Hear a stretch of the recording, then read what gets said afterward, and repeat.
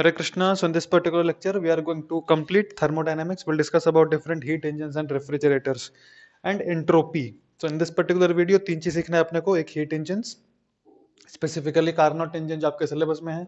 कई तरह के हीट इंजन्स होते हैं, petrol engine, diesel engine, auto engine, पर ये हमारे सिलेबस में नहीं. हमारे सिलेबस में सिर्फ एक ही चीज है और वो क्या है? Carnot engines. दूसरा है रेफ्रिजरेटर्स और तीसरा है एंट्रोपी के बारे में. And with this will finish off और थर्मोडायनेमिक्स और जो डिफरेंट लॉज ऑफ थर्मोडायनेमिक्स है. सेकंड लॉ, जीरोथ लॉ एक थर्मोडायनेमिक्स का है जो बहुत ही इजी है.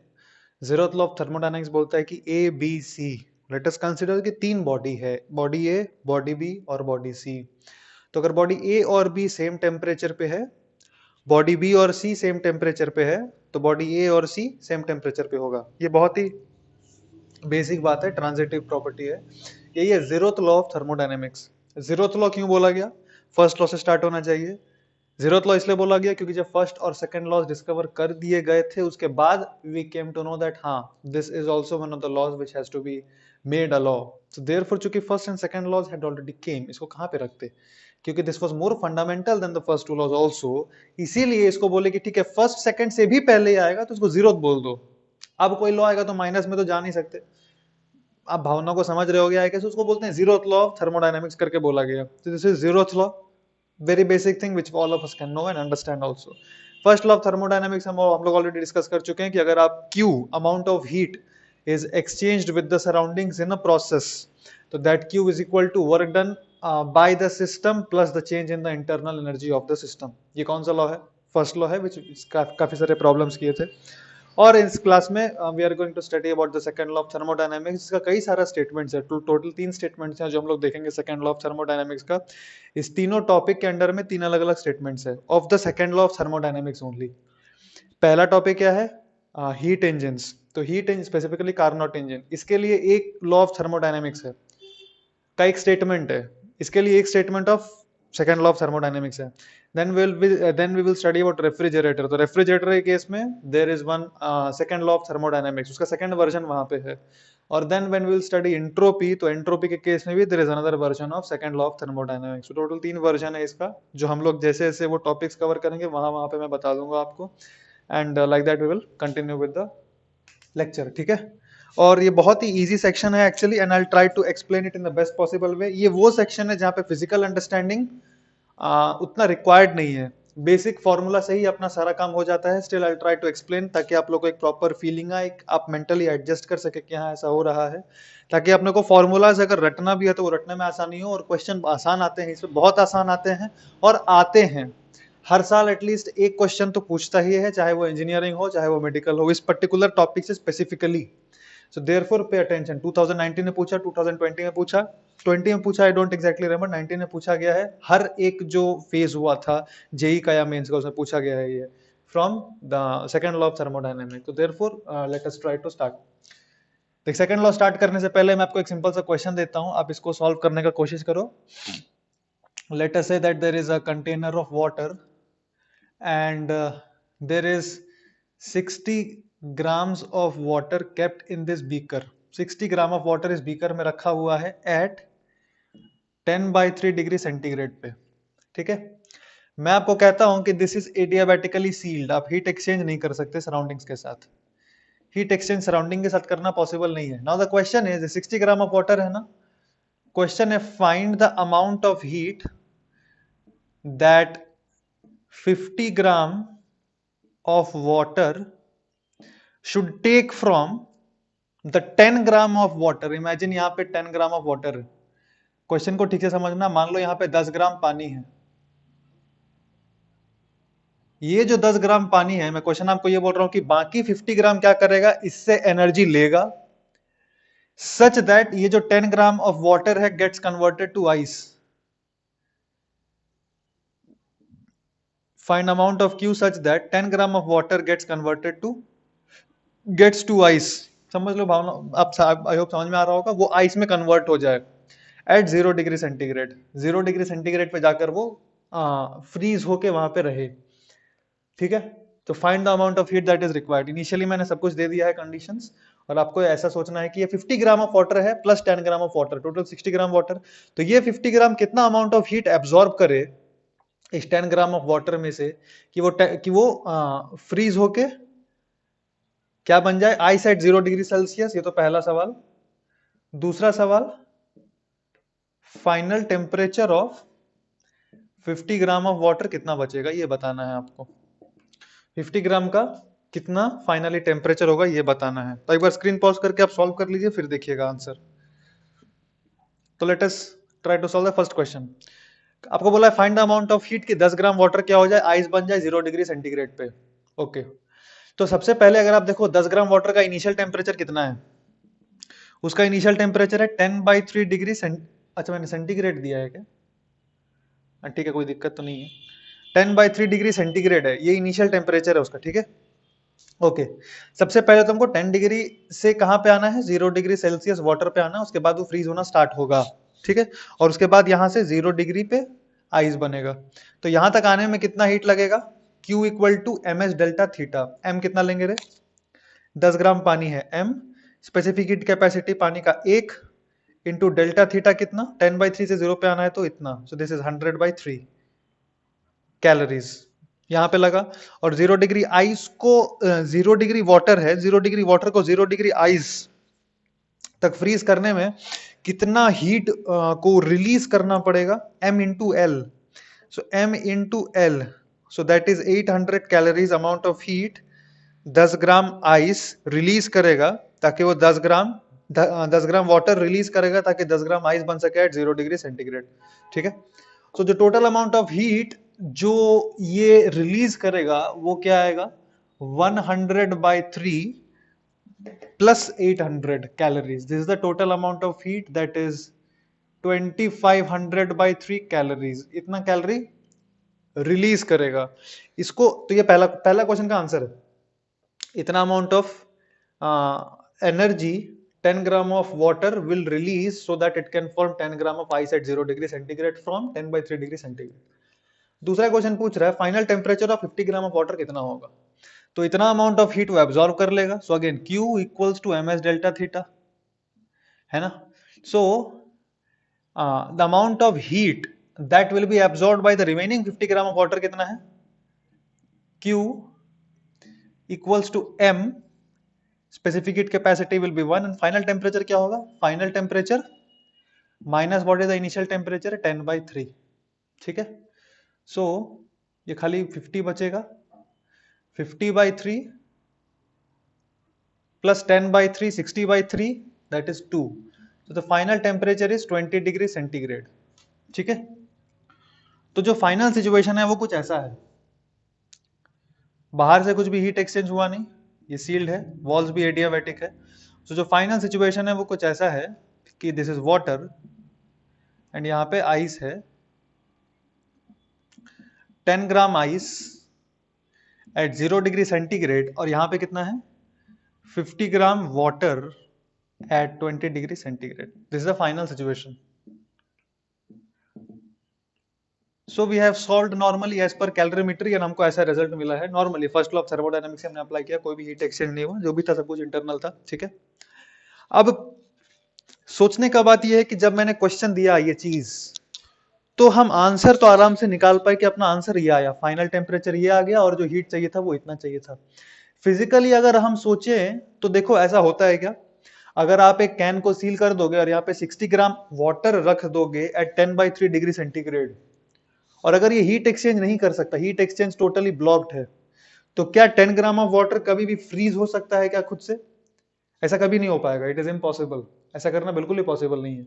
ये हो सकता है कि अगर आप 10 ग्राम ऑफ वाटर, ये 10 ग्राम ऑफ आइस रख दो एट 0 डिग्री सेंटीग्रेड, ये मेल्ट होके यहां तक पहुंच सकता है, दिस इज अलाउड।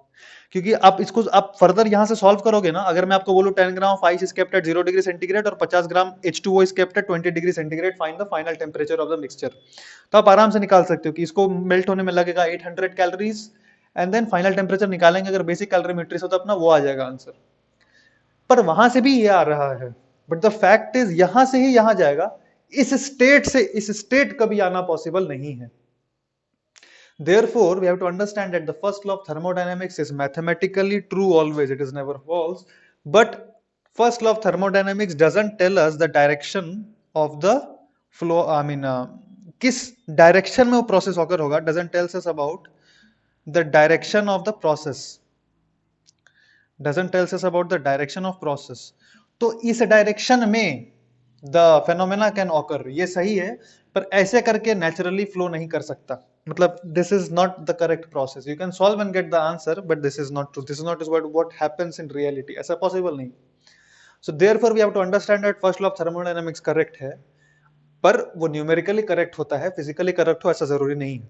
और हम तो फिजिक्स पढ़ रहे हैं, देयरफॉर हमको क्या करना है, हीट इंजन डिजाइन करना है, रेफ्रिजरेटर डिजाइन करना है, देयरफॉर हमारे लिए फर्स्ट लॉ ऑफ थर्मोडायनामिक्स तो इंपॉर्टेंट है ही, ताकि न्यूमेरिकली सब कुछ हम कर सके, उसके मतलब में काम चलेगा नहीं। पर हमको ये भी समझना है कौन सा प्रोसेस फिजिकली पॉसिबल है, फीजिबल है हमारे लिए, और कौन सा नहीं है, ठीक है। So with small example let us start second law of thermodynamics. और सेकंड लॉ ऑफ थर्मोडायनामिक्स पढ़ने से पहले, क्योंकि मैंने आपको पहले कहा था कि जो स्टेटमेंट है सेकेंड लॉ ऑफ थर्मोडायनामिक्स का, ये समझने के लिए आपको अलग अलग प्रोसेसेस, अलग अलग वो जो इंजिन्स है या रेफ्रिजरेटर है, ये पढ़ना पड़ेगा, क्योंकि सेकेंड लॉ का कई सारा स्टेटमेंट्स है। और उसमें सबसे खास चीज ये है कि देखिए, जैसा यहाँ पे इस एग्जांपल से I wanted to demonstrate the fact that सारे प्रोसेसेस नेचुरली ऑकर नहीं कर सकते, ठीक है।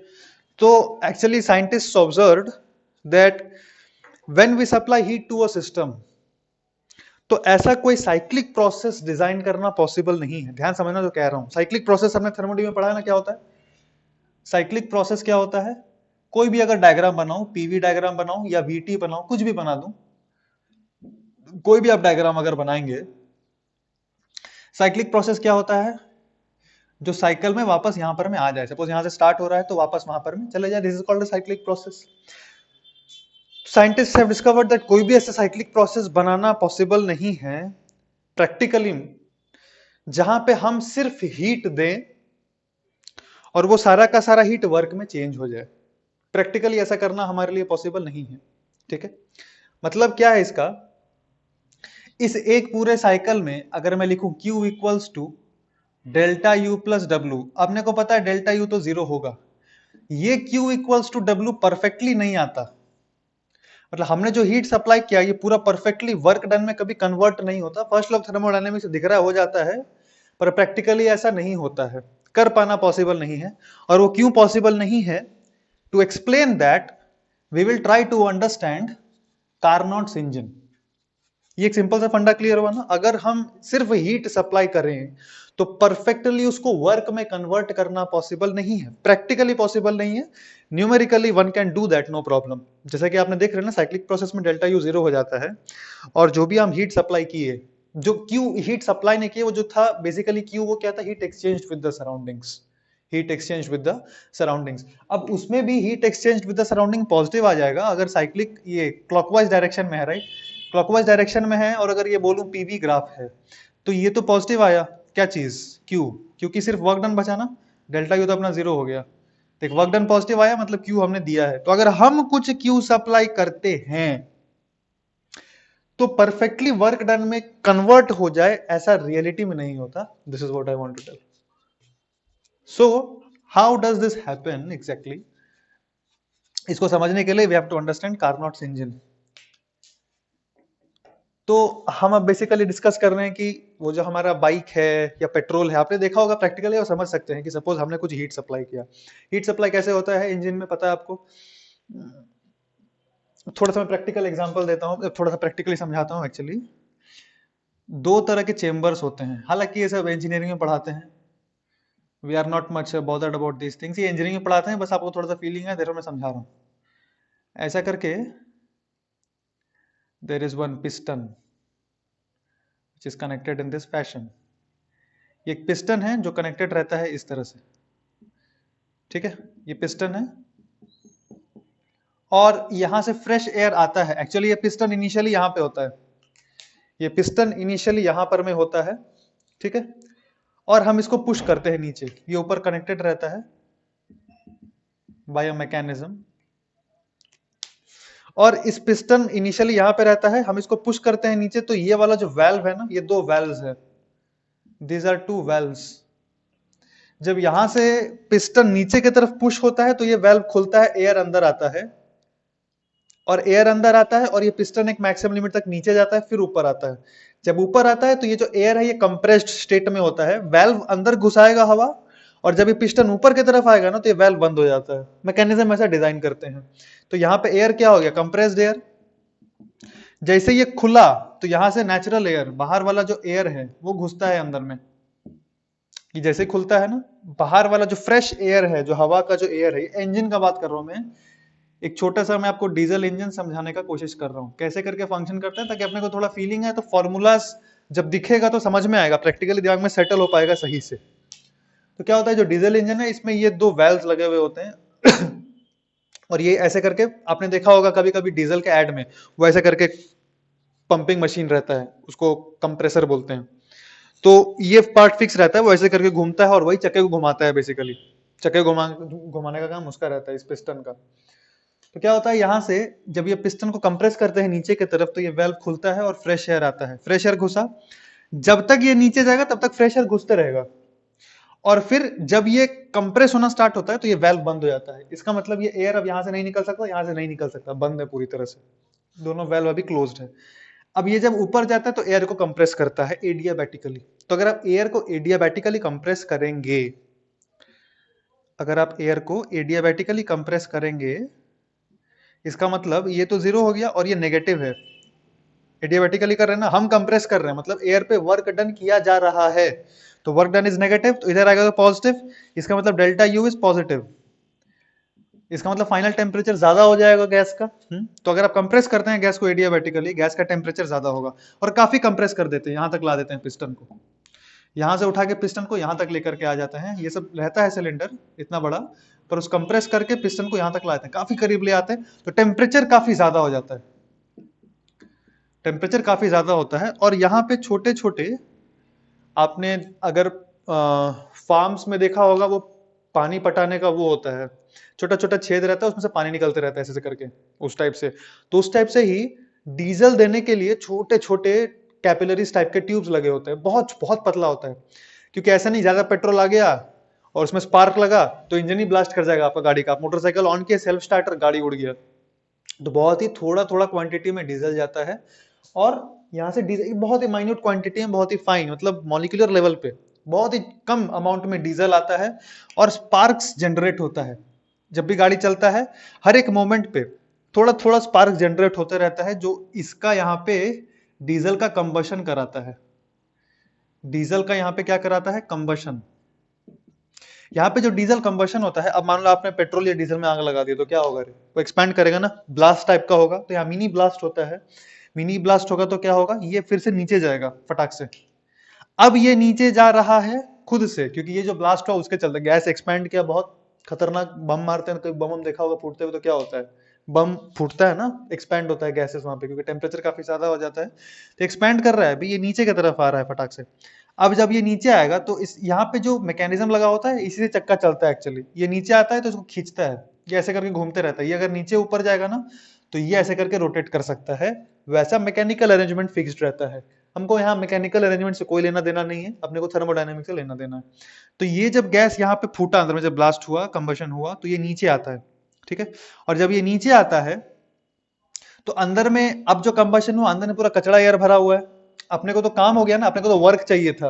अपन ने यहाँ पे ब्लास्ट किया, ब्लास्ट किया तो ये जो सिलेंडर है नीचे आया, मतलब घुमाया। ये जो नीचे आएगा तो घुमाएगा इस चक्के को, ठीक है। और जब नीचे आ गया, अब हम चाहते हैं, तो कचरा वाला एयर भर चुका है, अब उसका कोई लेना देना नहीं है। और सिलेंडर का भी साइज फिक्स्ड है, ऐसा थोड़ी तोड़ के धरती में घुस जाएगा। इसका भी साइज फिक्स्ड है, अपने को वापस उस पोजीशन पे लेके जाना है, ताकि ये साइकिल बार बार रिवर्सिबली किया जा सके। देयरफॉर जब यहां वापस पहुंचता है तो ये चक्का इनर्शिया के चलते वापस ऊपर जाएगा, तो ये सिलेंडर, ये जो पिस्टन है ऊपर जाता है। जब ये पिस्टन ऊपर जाता है, कंबशन तो हो चुका है, इधर कचरा गैस भरा हुआ है, तो ये वाल्व खुलता है फोर्थ स्ट्रोक में। पहले स्ट्रोक में फ्रेश एयर अंदर आया, दूसरा स्ट्रोक में कंप्रेशन हुआ एयर का, टेम्परेचर राइज किया, तीसरा स्ट्रोक में इग्नाइट हुआ, यहाँ पे कंबशन हुआ, तो फिर से नीचे आया पिस्टन। चौथा स्ट्रोक में जब पिस्टन ऊपर जाएगा तो ये वाला वाल्व खुलेगा, और ये जो कचरा वाला एयर भरा हुआ है, SO2 NO2 CO2 जो भी रहता है कंबशन से निकलता है, यहाँ से निकल जाता है। ये क्या चीज है, गाड़ी का जो पीछे वाला लगा होता है ना, जहां से धुआं निकलता है, ये वो वाला पोर्शन है जहां से सारा जो धुआं होता है वो निकल जाता है। और फिर से जब ये नीचे आएगा तो फिर से फ्रेश एयर, ये वाला वाल्व खुलता है, फिर से फ्रेश एयर आता है। ये कंटिन्यूअस प्रोसेस होता रहता है, अपना चक्का घूमते रहता है। अगर आपको एक्सेलरेट करना है, स्पीड बढ़ाना है, तो वो क्या करते हैं, ज्यादा डीजल डाल देते हैं। ज्यादा डीजल का मतलब ऐसा नहीं कि 1 लीटर डीजल डाल दिया उसमें स्पार्क लगा दिया, नहीं, उड़ जाएगा गाड़ी। बहुत वो जो माइन्यूट क्वांटिटी में जो डीजल यहाँ से आ रहा है उन पाइप्स के थ्रू थोड़ा सा बढ़ा देते हैं, that is sufficient enough to accelerate to a very large extent also.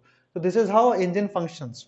ठीक है, बेसिक मैं एग्जांपल बस इसीलिए दिया ताकि आप भी जो समझाऊं आपको इंजन, वो आप समझ सकें। ये आपके सिलेबस में नहीं था, पर आपको एक प्रॉपर फील आना चाहिए कि कैसे करके आप अपना गाड़ी वाड़ी चलाते हैं, सब थर्मोडायनेमिक्स से ही रिलेटेड है।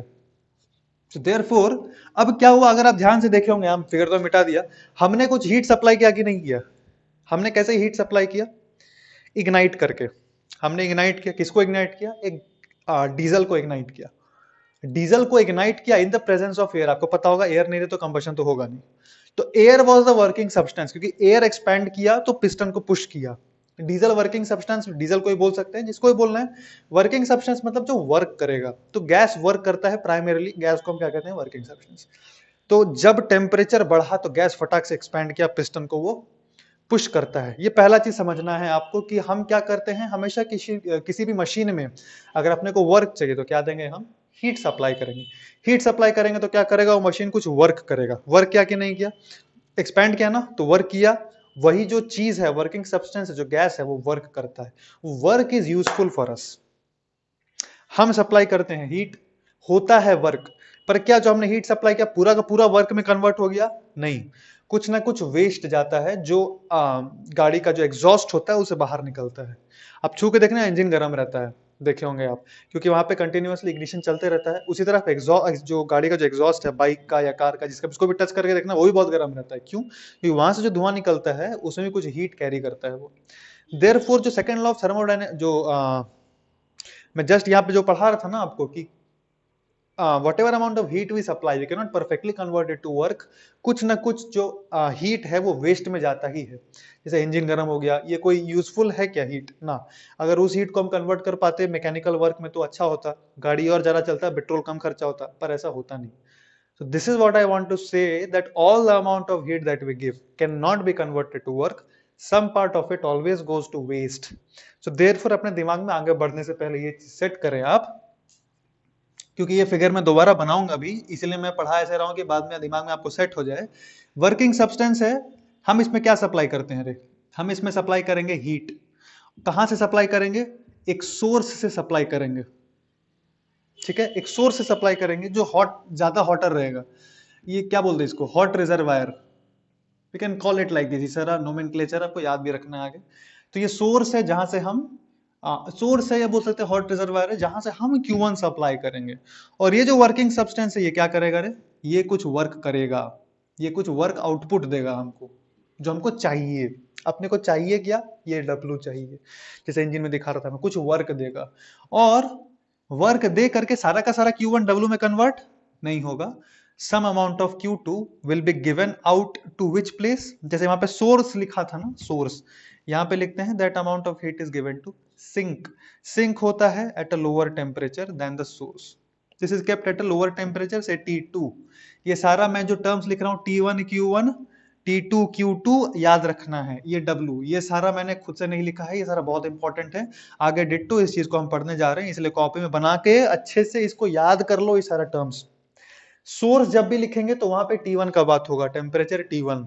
और हीट सोर्स से आएगा उसको कहेंगे हम हीट Q1। ठीक है, जो वर्क किया जाएगा वर्किंग सब्सटेंस से ऐसे बाहर, वर्किंग सब्सटेंस से बाहर एरो बना रहे हैं, मतलब सब्सटेंस वर्क कर रहा है ऑन द सराउंडिंग। अगर हम एरो बार की तरफ बना रहे हैं मतलब work is done on the surrounding. Proper जो टर्म्स हमने फर्स्ट लॉ ऑफ थर्मोडायनामिक्स में पढ़ा था वो सारा नेचुरल मीनिंग। वर्किंग सब्सटेंस ऐसे करके बाहर दिखा रहे हैं मतलब work is done by the working substance. Q2 heat is rejected to the sink. इसको कहते हैं हीट रिजेक्ट हो गया, जो मतलब हम उसका कुछ यूजफुल चीज नहीं कर पाए, वो ऐसे भी जा रहा है वेस्ट। तो सिंक के साथ हमेशा Q2 रहेगा और सिंक का टेम्परेचर T2 रहेगा। ध्यान रखना, हम हमेशा कोशिश करते हैं T1 और T2 कांस्टेंट रखने का। और कोशिश क्या करते हैं, हमको क्वेश्चन सॉल्विंग के टाइम मानना है कि T1 and T2 remains constant. T1 and T2 will remain constant. ऐसा नहीं कि इंजन इतना गर्म हो गया ब्लास्ट कर गया। इंजन का गर्म होके एक फिक्स्ड अमाउंट पे रुकता है वो। T1 and T2 remains constant. ये पूरा डायग्राम अच्छे से मैं फिर से समझा रहा हूँ। सोर्स है जहां से हम हीट सप्लाई करते हैं, Q1 अमाउंट ऑफ हीट दी, और सोर्स T1 टेम्परेचर पे मेंटेन रहेगा। इस चीज को आप दिमाग में सेट कर ले। तो जो भी अपना पेट्रोल वेट्रोल जो भी देते हैं, कुछ heat Q1 amount of heat देते हैं इन the form of ignition, combustion, जो भी, उससे वर्किंग सब्सटेंस कुछ वर्क करता है, उस पिस्टन को चलाता है और हमको कुछ वर्क आउटपुट मिलता है, गाड़ी चल गया अपना। और साथ ही साथ कुछ जो Q2 अमाउंट ऑफ हीट है, वो जो गैसेस बच गया था रेसिडुअल, उसको हमको निकालना रहता है, तो वो जो Q2 हीट उसमें कंटेंट है वो बाहर निकल जाता है, दिस इज रिजेक्टिंग। और जो सिंक है उसको भी एक फिक्स टेम्परेचर पर रखेंगे, जो लोअर टेम्परेचर पे रहता है in comparison to the source. ये जो लास्ट लाइन बोला बहुत इंपॉर्टेंट है, उड़ा मत देना, एक एक लाइन इंपॉर्टेंट है।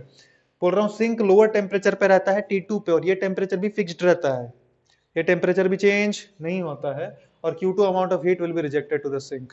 बेसिक मैंने डीजल इंजन का इस तरह से आपको डायग्रामेटिक रिप्रेजेंटेशन दिया, ये अपना भी काम भी आएगा कुछ देर में ही, ये डायग्राम हम दोबारा देखेंगे।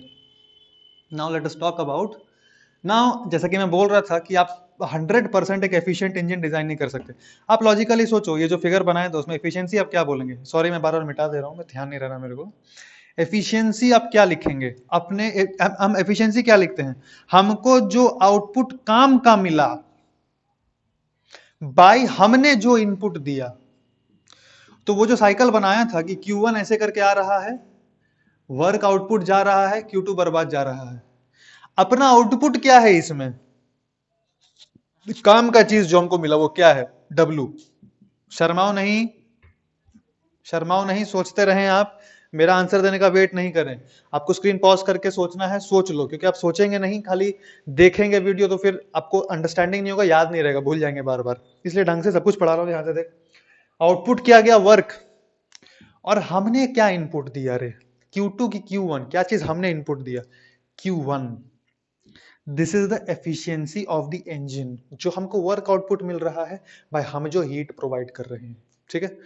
अब हमको यही देखना है, ध्यान से देख, ये जो वर्क है, ये वर्क क्या है, अगर आप ध्यान से देखो Q1 माइनस Q2, ये वर्क को हम लिख सकते हैं कि नहीं, हमने जो Q1 दिया रे, कुछ वर्क हो गया और कुछ वापस हीट रिजेक्ट हो गया, सो देयरफॉर इस वर्क को हम लिख सकते हैं Q1 plus Q2, Q1 minus Q2, क्योंकि Q1 इज बेसिकली कुछ हमने जो हीट दिया, कुछ वर्क किया और कुछ रिजेक्ट हो गया, therefore W is Q1 minus Q2। तो this is 1 minus Q2 by Q1, जो भी रीअरेंजमेंट तो बाद में देखेंगे, देख लेते हैं, देख 1 minus Q2 by Q1, this is efficiency. So 1 minus something always less than 1, in fact this can never be zero. मैं अभी जस्ट बताऊंगा आपको, this can never be zero.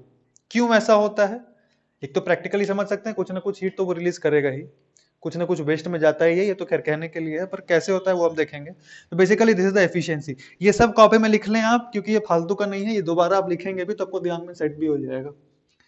So now how is this that we cannot design an engine that is perfectly efficient और जिसका efficiency 1 आ जाए, 100 से multiply करेंगे तो परसेंटेज में आ जाएगा, efficiency वर्क बाई Q1, 100 से मल्टीप्लाई करेंगे तो परसेंटेज में आ जाएगा। खैर ऐसा पॉसिबल नहीं है, क्यों, क्योंकि देखते हैं। So there was a French scientist, his name was Carnot, and he gave a model of an engine, जिसको हम कहते हैं Carnot's engine. This is a model, this is an ideal model. Ideal model का दो मतलब है, ideal model का दो मतलब है, पहला मतलब है डजंट एग्जिस्ट। डजंट एग्जिस्ट का क्या मतलब, एग्जिस्ट करता नहीं है रियलिटी में। और दूसरा चीज मैं आपको समझाऊंगा, दूसरा चीज मैं बाद में समझाता हूँ, इसका एक और, ऐसा नहीं कि बस टाइल मारने के लिए बोल दिया एग्जिस्ट ही नहीं करता, तो just like an ideal gas, but ideal gas तो खैर एग्जिस्ट नहीं है करता, और उसका कुछ प्रैक्टिकल एप्लीकेशन खैर काफी कुछ है। यहाँ पे भी आइडियल मॉडल का एक दूसरा पॉइंट मैं आपको बाद में समझाऊंगा। कार्नोट्स इंजन क्या है, ध्यान से देख,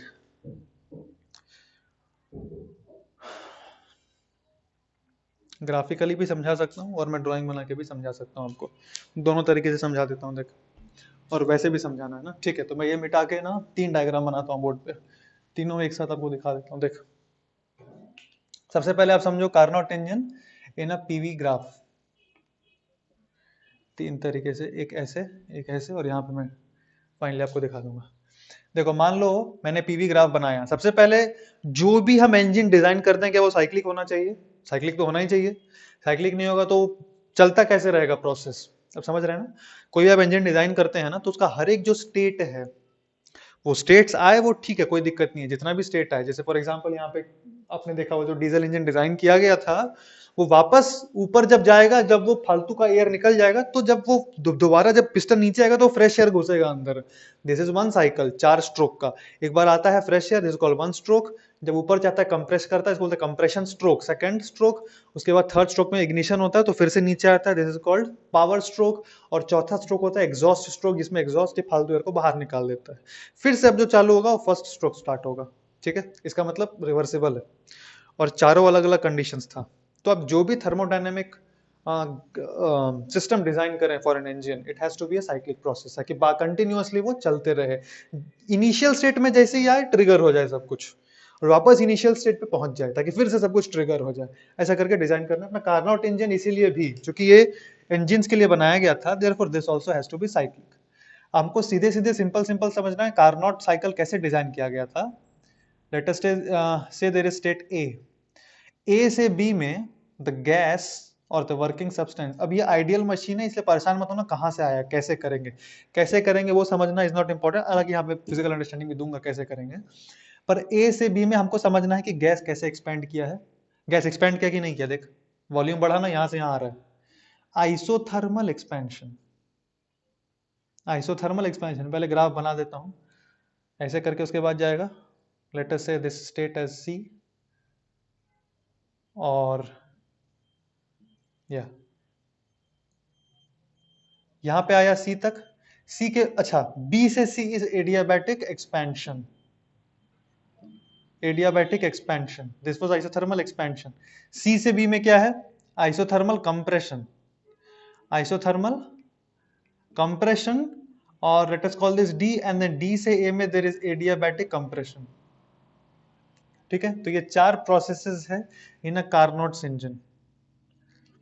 कार्नोट साइकिल बोलते हैं या कार्नोट्स इंजन बोलते हैं, दोनों, ठीक है। सबसे पहले क्या किया, gas is allowed to expand isothermally. Isothermally का मतलब टेम्परेचर विल बी कांस्टेंट। तो यहाँ पे हम टेम्परेचर मान लेते हैं T1। मैं जो जो वेरिएबल्स मान रहा हूं, ये सारा वेरिएबल्स आपको एज इट इज याद होना चाहिए। मैंने T1 लिया तो आप वहां T2 मत पकड़ लेना, ये T0 मत पकड़ना, T डैश नहीं पकड़ना, उसको एग्जैक्टली T1 से ही लिखना, ताकि ये जो कन्वेंशन है, नोमेनक्लेचर है, पूरे क्लास के लिए कॉमन रहे। और ये हर बुक्स में आपको यही नोमेनक्लेचर मिलेगा, और जो एग्जाम में आएगा ऑफकोर्स वहां पे नोमेनक्लेचर का दिक्कत नहीं है, पर कोर्स के दौरान we have to stick to one nomenclature. याद रखना ए से बी में we have to tell T1। जब आइसोथर्मल एक्सपेंशन होगा तो जो टेम्परेचर रहेगा जिस पे कांस्टेंट आइसोथर्मल एक्सपेंशन हो रहा है, that is T1। Adiabatic compression पे तो अपना टेम्परेचर वेरी करेगा ही। अच्छा एक बात बताओ, जब एडियाबैटिक एक्सपेंशन होता है गैस का तो टेम्परेचर बढ़ता है कि घटता है कि कांस्टेंट रहता है? एडियाबैटिक एक्सपेंशन जब होता है, एडियाबैटिक एक्सपेंशन जब गैस का हो रहा है तो टेम्परेचर बढ़ता है, घटता है, या कांस्टेंट रहता है, ये आपको बताना है। तो द आंसर इज टेम्परेचर घटता है। थर्मोडायनामिक्स में पढ़ा है हमने Q equals to delta U plus W. देख Q0 एक्सपैंड हो रहा है, मतलब work done is positive, expand हो रहा है ना, वॉल्यूम बढ़ रहा है, एक्सपैंड हो रहा है, वॉल्यूम बढ़ रहा है, वॉल्यूम बढ़ रहा है मतलब work done is positive. Work done positive बोले तो delta U has to be negative, ताकि जीरो आए, तो ये क्या हो जाएगा, नेगेटिव। और डेल्टा यू नेगेटिव मतलब जो फाइनल टेम्परेचर है वो छोटा इनिशियल, डेल्टा टी नेगेटिव ना, डेल्टा यू नेगेटिव का मतलब delta T is also negative, तो फाइनल टेम्परेचर इज लेस, तो टेम्परेचर घटता है एडियाबैटिक एक्सपेंशन में। ओके, तो यहाँ पे टेम्परेचर T1 था, यहाँ पे टेम्परेचर घट गया, ठीक है। अब क्या करते हैं, आइसोथर्मल कंप्रेशन। तो घट के, ध्यान से देखना, घट के मान लेते हैं टेम्परेचर हो गया T2, यहाँ पे घटते जा रहा है temperature continuously up to this point, और यहाँ पे घट के लेटेस्ट है टेम्परेचर कितना हो गया T2। इस पूरे प्रोसेस के दौरान टेम्परेचर था T1, यहाँ से घट के यहाँ पे टेम्परेचर हुआ है T2। यहाँ का temperature I don't know, very कर रहा है, पर यहाँ पे टेम्परेचर हुआ T2। अब आइसोथर्मल कंप्रेशन, तो इस पूरे प्रोसेस के दौरान the temperature remains T2 constant, क्योंकि आइसोथर्मल है और कंप्रेशन हो रहा है। हमको ध्यान रखियो साइक्लिक प्रोसेस है, दोबारा यहां तक पहुंचना है किसी तरह से। इंटरनली जो भी पिस्टन विस्टन है वो बाद में देखेंगे, पर अभी बस समझो कि हमको एक साइक्लिक प्रोसेस डिजाइन करना है, तो वापस वहां पहुंचना है। हो सकता है आपके अपने सवाल उठ रहे होंगे, और भी तो साइक्लिक प्रोसेस है, ऐसा भी कर सकते थे हम, कई सारे साइक्लिक प्रोसेसर ऐसा ही क्यों कर रहे हैं, तो कर रहे हैं अभी फिलहाल, बस आप समझो कर रहे हैं like that. This was Carnot's proposition. So now this is isothermal compression. वो बोला T2, अब इस टेम्परेचर को रखते हुए we have to compress the gas till a state of D, and यहां से लेकर के दोबारा एडियाबैटिक कंप्रेशन होगा, we reach at the same point A। और जब A पे पहुंचेंगे तो जिस रीजन के चलते आइसोथर्मल एक्सपेंशन हो रहा था वो तो अभी भी वैलिड होगा, क्योंकि हम A स्टेट पे पहुंच चुके हैं। So again this process will be triggered and this will continue forever. ठीक है, तो अपना काम बन गया। अच्छा, एक चीज और देखो, T2 यहाँ पे जब एडियाबैटिक कंप्रेशन हुआ तो टेम्परेचर बढ़ेगा या घटेगा? जब एडियाबैटिक कंप्रेशन यहाँ पे हुआ तो टेम्परेचर बढ़ेगा या घटेगा? देख, एडियाबैटिक कंप्रेशन हो रहा है, एडियाबैटिक मतलब Q0, और कंप्रेशन हो रहा है मतलब gas. Again working substance gas है, वर्किंग सब्सटेंस मतलब जो वर्क करेगा, जो वर्क आउटपुट देगा, जिसके चलते वर्क आउटपुट मिल रहा है वो गैस, तो उसको हम कंप्रेस कर रहे हैं, मतलब उसका वर्क हो गया नेगेटिव। सो इसको जीरो रखने के लिए this has to be positive. इसका मतलब सर्टेनली इस प्रोसेस के दौरान टेम्परेचर बढ़ा होगा, और चूंकि एग्जैक्टली यहाँ पे पहुंचना है, टेम्परेचर तो बढ़ेगा ही, और T2 से बढ़ के यहाँ टेम्परेचर T1 हो जाएगा। This is one cycle of Carnot's engine. Basic I hope आपको समझ में आया होगा। ऐसे करके कार्नोट साइकिल को डिजाइन करते हैं। अब इंपॉर्टेंट चीज ध्यान से सुनना, ए से बी जब जा रहे हैं आइसोथर्मल एक्सपेंशन हो रहा है, आइसोथर्मल एक्सपेंशन हो रहा है, ध्यान से देखना। ए से बी जब जा रहे हैं तो आइसोथर्मल एक्सपेंशन हो रहा है, ध्यान से देखिए। ए बी हम लिखेंगे Q equals to W plus delta U. चूंकि आइसोथर्मल है, delta U is zero, work done is positive क्योंकि एक्सपेंशन हुआ है, तो it means Q is positive. इसका क्या मतलब है? Q के पॉजिटिव होने का क्या मतलब होता है? अगर कोई थर्मोडायनेमिक प्रोसेस में Q पॉजिटिव आ रहा हो, उसका क्या मतलब है? Heat has been given to the system. कौन देगा? हमको देना है, हमको हीट सप्लाई करना है। So in A B process we have to supply a heat of Q1। आपको वो जो नोमेनक्लेचर है बार बार कह रहा हूं, एज इट इज याद रखना है। पहले आइसोथर्मल प्रोसेस में वो Q1 हमको हीट सप्लाई करना है, दिख रहा है लॉजिकली, आइसोथर्मल एक्सपेंशन हो रहा है तो अपने को हीट सप्लाई करना है, let that heat B Q1। ठीक, यहाँ पे कुछ भी हीट सप्लाई करने की कोई जरूरत नहीं है, सब कुछ खुद से हो रहा है, एडियाबैटिक है ना। आप इमेजिन करो पिस्टन है जो खुद से ही एक्सपैंड कर रहा है, हम कुछ नहीं कर रहे हैं, हीट जो देना था दे चुके हैं हम। अब ये वाले प्रोसेस में C से D में क्या हो रहा है? अगेन Q इक्वल्स टू, ये पॉजिटिव आ जाएगा, यहाँ पे क्या होगा? Q equals to W plus delta U. Again the process is isothermal, ये वाला, therefore this has to be zero. ये तो जीरो हो गया। अच्छा, वर्क डन क्या होगा C से D में? अगर आप ध्यान से देखो, C से D में कंप्रेशन हो रहा है रे, कंप्रेशन होगा मतलब work done has to be negative. Compression हो रहा है ना, मतलब वर्क डन क्या हो जाएगा? नेगेटिव। इसका मतलब Q क्या आएगा? ये भी नेगेटिव आएगा। Q नेगेटिव आने का क्या मतलब हुआ?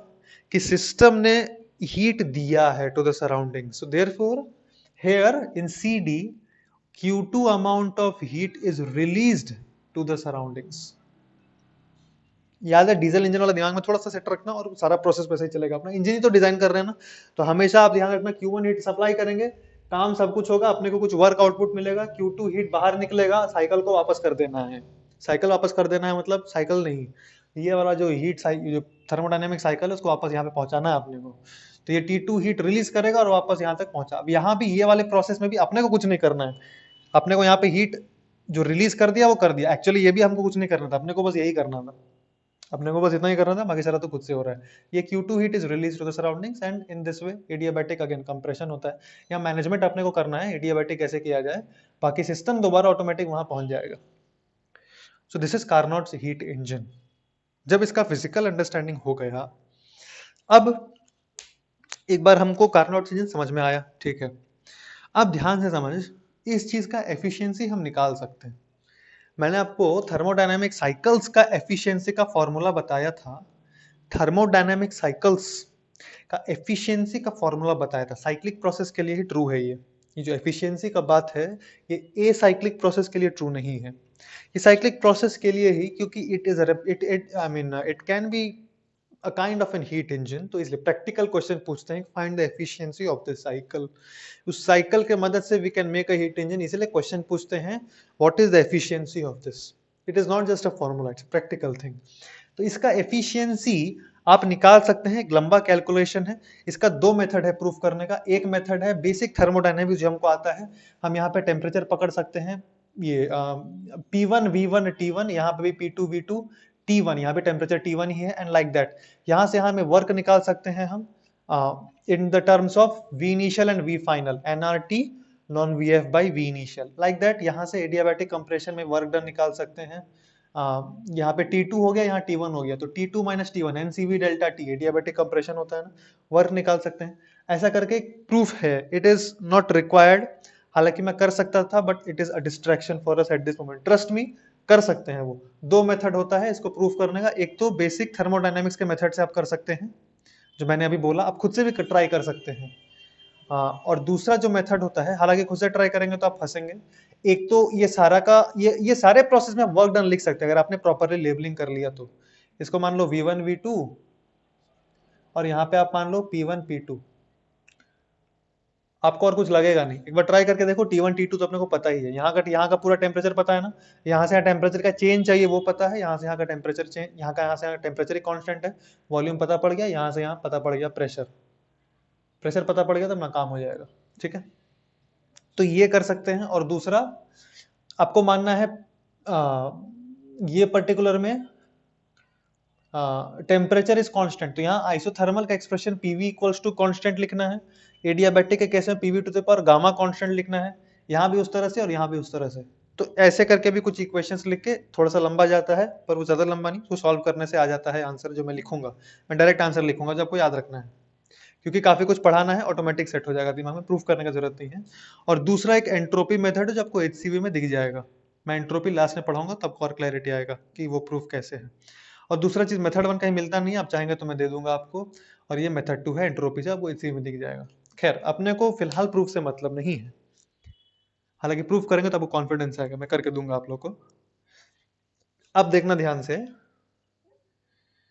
हम बात कर रहे हैं एफिशिएंसी का। एफिशिएंसी जो आप पूरा सॉल्व करते हैं एक्सप्रेशन, तो आपका एक तो लॉजिकली अपने को यहीं पे दिख रहा था।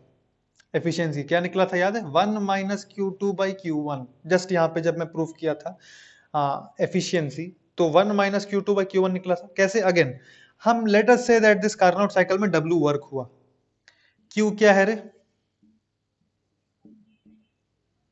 पूरा एक कंप्लीट साइकिल में, in one cycle, full cycle, ऐसा लिख सकते हैं ना, Q equals to work done plus delta U। अब अपना एक साइकिल में ये 0 हो गया, और Q को क्या है, total amount of heat that is exchanged, इसको हम लिखेंगे Q1 अमाउंट ऑफ हीट हमने दिया है और Q2 अमाउंट ऑफ हीट उसने दिया है टू द सराउंडिंग, ये हो गया अपना। सो देयरफॉर एफिशिएंसी मैंने जस्ट बताया था, मैं फिर से बता दे रहा हूँ, वर्क बाय Q1 होता है, ये वर्क क्या याद है, Q1 माइनस Q2, यहीं से ये एक्सप्रेशन आ जाएगा आपका, यहाँ पुट करेंगे तो ये एक्सप्रेशन, तो ये एफिशिएंसी का एक एक्सप्रेशन है। अब ध्यान से समझो, अपने को ये Q2 और Q1 नाप सकते हैं क्या प्रैक्टिकली, कितना हीट हमने सप्लाई किया और कितना हीट सराउंडिंग को गया, ये नापना उतना फिजिबल नहीं है जितना फिजिबल ये है कि यहाँ का टेम्परेचर कितना था, ये हम नाप सकते हैं, टेम्परेचर यहाँ का कितना रहा है, दिस इज मोर मेजरेबल, क्योंकि ये सोर्स है। देख, कार्नोट इंजन को ऐसे भी डिजाइन कर सकते हैं, इसका एक दूसरा वर्जन है, ये तो पीवी ग्राफ था ना कार्नोट इंजन का, मैं दो ही बना, मैं देखता हूँ टाइम अगर रहा तो मैं बताता हूँ दूसरा भी आपको, ये पहला है, ये तीसरा है कार्नोट इंजन का। देख, आप मान लो यहाँ पे अपना सोर्स है, ये सोर्स ही Q1 हीट सप्लाई करेगा, ये जो Q1 हीट चाहिए इस कार्नोट साइकिल को, वो सोर्स सप्लाई कर रहा है Q1, और सोर्स कितने टेम्परेचर पे है रे, T1, ये जो आइसोथर्मल एक्सपेंशन हुआ था, तो सोर्स को हम हमेशा T1 टेम्परेचर पे रखते हैं, याद रखियो, क्योंकि साइक्लिक प्रोसेस है ना, हमेशा T1 पे रहेगा, याद रखना इस चीज को कि सोर्स हमेशा कितने टेम्परेचर पे रहेगा, T1। Q1 जो हीट दिया, जो वर्किंग सब्सटेंस है, जो गैस है, कुछ वर्क किया, देख कुछ पॉजिटिव वर्क करेगा कि नहीं, साइक्लिक प्रोसेस तो कुछ पॉजिटिव वर्क किया, उसके बाद क्या हुआ, करने के दौरान Q2 हीट बाहर निकाला, ये Q2 हीट बाहर निकला, और ये जो Q2 हीट बाहर तो निकला, पर ये किसको निकला, सिंक को निकला, और सिंक को T2 टेम्परेचर पे हम मेंटेन करके रखते हैं, ये दोबारा यहाँ जाता है, फिर T1 पे आता है, फिर ये एडियाबैटिक एक्सपेंशन होता है, फर्दर प्रोसेसेस कंटिन्यू। हमेशा दिमाग में रखना, सोर्स T1 टेम्परेचर पे रहेगा और सिंक T2 टेम्परेचर पे, कांस्टेंट है ये टेम्परेचर, बार बार बोल रहा हूँ, this temperatures are kept constant, और Q1 और Q2 हीट लाइक दैट। सो इसका जब आप प्रूफ करते हैं तो एक और चीज निकल के आता है, ध्यान से देखना, अभी जो लिखूंगा रट्टा मार लेना अच्छे से बिल्कुल, क्योंकि अगर जो जैसे से बोल रहा हूं अगर आपको याद रहेगा तो क्वेश्चन सॉल्व में कोई दिक्कत नहीं आएगा, कोई दिक्कत आ ही नहीं सकता, क्योंकि पूरा इंटरनल मैकेनिज्म है ये। Q1 बाई Q2, हमने जो हीट सप्लाई किया और कार्नोट इंजन ने जो हीट रिजेक्ट किया, सॉल्व करते हैं जब प्रूफ करते हैं तो ये आता है T1 बाई T2। ध्यान से समझे, Q1 क्या है, आप लोग अपने कॉपी में लिख लें, Q1 क्या है, heat which we give to the Carnot engine, Q2 क्या है, heat rejected to the sink, heat rejected to the surrounding word यहाँ यूज नहीं करेंगे, heat rejected to the lower temperature reservoir बोलते हैं। क्वेश्चन में ऐसे ये सब वर्ड यूज करते हैं, इसलिए मैं ये सब वर्ड यूज कर रहा हूँ। लोअर टेम्परेचर रिजर्वायर, इसको बोलते हैं हॉट रिजर्वायर, इसको बोल सकते हैं कोल्ड रिजर्वायर, इसको हॉट रिजर्वायर, इसको लो टेम्परेचर या कोल्ड रिजर्वायर बोलते हैं, क्योंकि सिंक लोअर टेम्परेचर पर रहता है हमेशा। ऑलवेज ये रिलेशन ट्रू है, ऑलवेज ये रिलेशन भी ट्रू है। खैर वो तो यहीं से दिख रहा है अपने को। तो Q1 by Q2 प्रूफ करने से आता है T1 by T2 magnitude wise, where T1 is in kelvin. T1 kelvin में है, ध्यान रखियो इस चीज का। Q1 जूल्स में है, खैर वो तो कट ही जाएगा, आप यूनिट रखेंगे तो Q1 by Q2 equals to T1 by T2, but T1 by T2 is in kelvin. Okay, ये एक प्रूफ अपना आता है।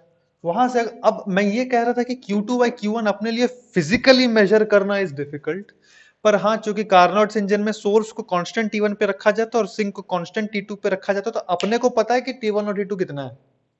हमको ये चीज पता होता है T1 और T2 कितना है, क्योंकि उसको कांस्टेंट मेंटेन किया जाता है, हम मेंटेन करते हैं उसको। देयरफॉर इस एक्सप्रेशन को ईटा को we can write it like this. ये फॉर्मूला आपको याद रखना ही है, और ये फॉर्मूला बहुत ही इंपॉर्टेंट है। 1 minus T2 by T1 is the efficiency. ये अच्छे से आप 3-4 स्टार, जितना स्टार मारना है मार के याद रख लें कि एफिशिएंसी ऑफ कार्नोट साइकिल और efficiency of a heat engine where the source or the hot reservoir is kept at a temperature of T1 and the cold reservoir or the sink is kept at a temperature of T2 is 1 minus T2 by T1. It is 1 minus T2 by T1. अगर आपको Carnot cycle ढंग से समझ में आ गया है, मैं फटाक से इसका एक बार बताता हूं कैसे करके डिजाइन कर सकते हैं। देख, हालांकि टाइम पास है, पर आप लोग को थोड़ा थोड़ा कॉन्फिडेंस आ जाए। मान लो ये 4 बेस है, हाँ यहाँ पे कंडक्टिंग बेस, हाँ ये एडियाबैटिक बेस है, यहाँ पे T2 मेंटेन किया गया है, यहाँ पे T1 मेंटेन किया गया है, ये चारों बेसिस है, ठीक है। And this is again adiabatic base. Base मतलब यहाँ पे एडियाबैटिक वॉल लगा हुआ है, यहाँ पे T2 टेम्परेचर है, कोल्ड है, T2 it's a cold, cold मतलब ठंडा इन कंपैरिजन टू T1, सफिशिएंटली ठंडा है। आप एक चीज ऑब्जर्व करो, एफिशिएंसी ज्यादा कब होगा, यहाँ पे आने से पहले मैं चीज बता दे रहा हूँ, उसको कोल्ड क्यों बोल रहा हूँ वो बता रहा हूँ। अब देखो, जितना ये चीज छोटा रहेगा, क्या उतना एफिशिएंसी ज्यादा होगा? जितना ये चीज छोटा रहेगा T2 by T1, जितना छोटा रहेगा, लेस देन जितना, उतना क्या होगा, उतना एफिशिएंसी होगा, उतना एफिशिएंसी ज्यादा होगा उस इंजन का। इसका क्या मतलब है, T1 जितना ज्यादा रहेगा और T2 जितना कम रहेगा, उतना एफिशिएंसी ज्यादा रहेगा। तो T1 और T2 में जो डिफरेंस है अगर वो ज्यादा है तो एफिशिएंसी ज्यादा होगा, ये कहना चाह रहा था। इसलिए इसको हॉट बोल देते हैं और इसको कोल्ड बोल देते हैं, कंपैरेटिव है, जितना ज्यादा डिफरेंस रहे उतना अच्छा है एफिशिएंसी ऑफ द साइकिल के लिए। ओके, तो मैं कह रहा हूं यहाँ पे मान लो हॉट है, इसका यहाँ पे बेस है, यहाँ पे बेस मतलब रखा हुआ है ऊपर में, हॉट है, ये कंडक्टिंग सरफेस है। फटाक से बताऊंगा थोड़ा सा, क्योंकि उतना इसका एप्लीकेशन है नहीं, आपको फिजिकल बस थोड़ा अंडरस्टैंडिंग देने के लिए। यहाँ पे एडियाबैटिक है, यहाँ पे वॉल्स है, एडियाबैटिक वॉल है, रबड़ वॉल है, जो भी वॉल है, इंसुलेटर लगा हुआ है, कोई भी हीट एक्सचेंज नहीं होगा। ये कोल्ड है और यहाँ पे एक्सचेंज होगा, ठीक है। ये कंडक्टिंग है, कंडक्टिंग बोलो या डायथर्मिक बोलो। अच्छा, कंडक्टिंग और डायथर्मिक में डिफरेंस है रे, ध्यान सुन लेना। कंडक्टिंग वॉल्स और डायथर्मिक वॉल, क्या दोनों का काम है कि दोनों साइड के टेम्परेचर को सेम कर दो? दोनों का यही काम है। डायाथर्मिक, डाया मतलब टू, थर्मिक मतलब टेम्परेचर, दोनों साइड के टेम्परेचर को क्या कर दो, डाया, सेम कर दो दोनों के टेम्परेचर को। कंडक्टिंग का मतलब ही वही होता है, कंडक्टिंग मतलब हीट कंडक्ट कर सकता है फ्रॉम वन टू अनदर। दोनों में डिफरेंस क्या है आप नोट कर लेना, मैं लिख नहीं रहा। डायाथर्मिक जो प्रोसेस होता है, अगर डायाथर्मिक वॉल आपने लगाया है तो process takes very long time. Conducting है तो द एक्सचेंज ऑफ जो हीट है वो जल्दी हो जाता है, और जो फाइनल टेम्परेचर कॉमन है दोनों का, it gets attend quickly. That is the difference between diathermic and conducting. जल्दी हीट एक्सचेंज होता है कंडक्टिंग में, और डायथर्मिक में टाइम लगता है, हालांकि दोनों का कंक्लूजन फाइनली सेम रहता है। नाउ ये जो हॉट बॉडी है ना, यहाँ पे कंडक्टिंग डायथर्मिक है, हाँ, इसके ऊपर हम क्या करते हैं, ऐसा करके सिलेंडर को रखते हैं। ऐसा करके हमने एक सिलेंडर रखा, यहाँ पे एक पिस्टन रख दिया, सिलेंडर रखा, इसके ऊपर ऐसा करके एक पिस्टन रखा, और यहाँ पे कुछ gas. Initially actually let us से थोड़ा कंप्रेस्ड स्टेट में, लाइक दिस। तो ये कंप्रेस्ड स्टेट में यहाँ पर मैं पिस्टन रखा हुआ है ऐसे करके, और यहाँ पे गैस भरा हुआ है, और यहाँ पे नहीं, ये तो बेस है, यहाँ पर मैं गैस भरा हुआ है ऐसे करके। जैसे ही हमने यहाँ पे रखा, T1 तो ज्यादा है ना इन कंपेरिजन टू दिस, कि इसको क्या करेगा, हीट सप्लाई करेगा। ये सारा वॉल सर एडियाबैटिक, मतलब हीट सिर्फ यहीं से पास होगा बेस से। हीट जैसे ही वहां पे सप्लाई होगा, गैस क्या करेगा ना, एक्सपैंड कर जाएगा। देख क्यू क्या होगा, delta U plus work done. तो वो एक्सपैंड ऐसे करेगा कि हमको मानना है ना कि इसका टेम्परेचर जीरो ही रहे, मतलब हम forcefully we will make this isothermally expand. अपने को यहाँ पे एक्सपेंशन आइसोथर्मल रखने का है, अपना अरेंजमेंट ऐसा करना है कि यहाँ पे आइसोथर्मल एक्सपेंशन हो। स्लोली कराएंगे ताकि टेम्परेचर जो है इसका कांस्टेंट रहे। टेम्परेचर अगर आप प्रोसेस को अगर स्लो स्लो कराएंगे, टेम्परेचर कांस्टेंट रहेगा। अपन हीट सप्लाई कर रहे हैं तो पूरा का पूरा हीट कहाँ जाएगा, इसके वर्क डन में। जो भी हम हीट सप्लाई करेंगे, इंटरनल एनर्जी कोई चेंज नहीं होगा, आइसोथर्मल एक्सपेंशन होगा यहाँ से यहाँ तक। मान लो ये पोजीशन है ए, यहाँ तक आइसोथर्मली एक्सपेंड हुआ बी तक, बी तक आइसोथर्मल एक्सपेंशन हुआ, ठीक है। बी तक जो आइसोथर्मल एक्सपेंशन हुआ, अब यहां पर हम क्या करेंगे, बी तक था, बी पे जैसे ही ये पिस्टन बी तक पहुंचा, आइसोथर्मली एक्सपेंड कर रहा था, अब इस सिलेंडर को उठा के हम एडियाबैटिक बेस पे रख दिए। जैसे एडियाबैटिक बेस पे रखेंगे, ये एडियाबैटिक वॉल है, ये एडियाबैटिक वॉल है, ये एडियाबैटिक बेस है, कोई भी हीट का एक्सचेंज ना होगा, कोई भी हीट एक्सचेंज ना होगा। पर ये तो जोश में था, पिस्टन, ये पिस्टन लगाया ना, पिस्टन यहां पहुंच गया था अभी फाइनली, पिस्टन यहां पहुंच गया, और ऊपर उठ जाएगा जोश में इनर्शिया के चलते, थोड़ा सा ऊपर उठेगा। अब जो ऊपर उठेगा ये कौन सा एक्सपेंशन है, आइसोथर्मल एक्सपेंशन है, एडियाबैटिक एक्सपेंशन है, एडियाबैटिक एक्सपेंशन है, ठीक है। थोड़ा सा ऊपर उठा, मान लो सी तक गया, थोड़ा सा उठा और मान लो सी तक गया। अब जब सी तक जाएगा, जैसे ही पिस्टन सी तक पहुंचता है, हम क्या करते हैं, इसको कोल्ड वाले बेस पे लाके रख देते हैं, पिस्टन को ऐसे उठा के कोल्ड बेस पे जैसे लाके हम रख देंगे इसको, तो क्या होगा, सी से कंप्रेस होना स्टार्ट होगा, क्योंकि अब हीट वो देगा और आइसोथर्मल कंप्रेशन होगा, उल्टा हीट फ्लो करेगा। तो मान लेते हैं फाइनली पिस्टन यहाँ पे आ गया, ठीक है। अरे जब हम कोल्ड रिजर्वायर पे रखेंगे रे, तो हीट यहाँ से यहाँ फ्लो करेगा ना, हाँ, और आइसोथर्मली करा रहे हैं, तो इसका मतलब Q equals to delta U plus W. Delta U तो है नहीं, हीट नेगेटिव है, क्यों, क्योंकि यहां से यहां फ्लो करेगा, ये गर्म है ये ठंडा है, यहां से यहां फ्लो करेगा, तो वर्क डन नेगेटिव, बोले तो गैस कॉन्ट्रैक्ट करेगा, तो यहां से पिस्टन अब नीचे आएगा, कहां पे आएगा, मान लो कोई एक पोजीशन है डी पे, ठीक है।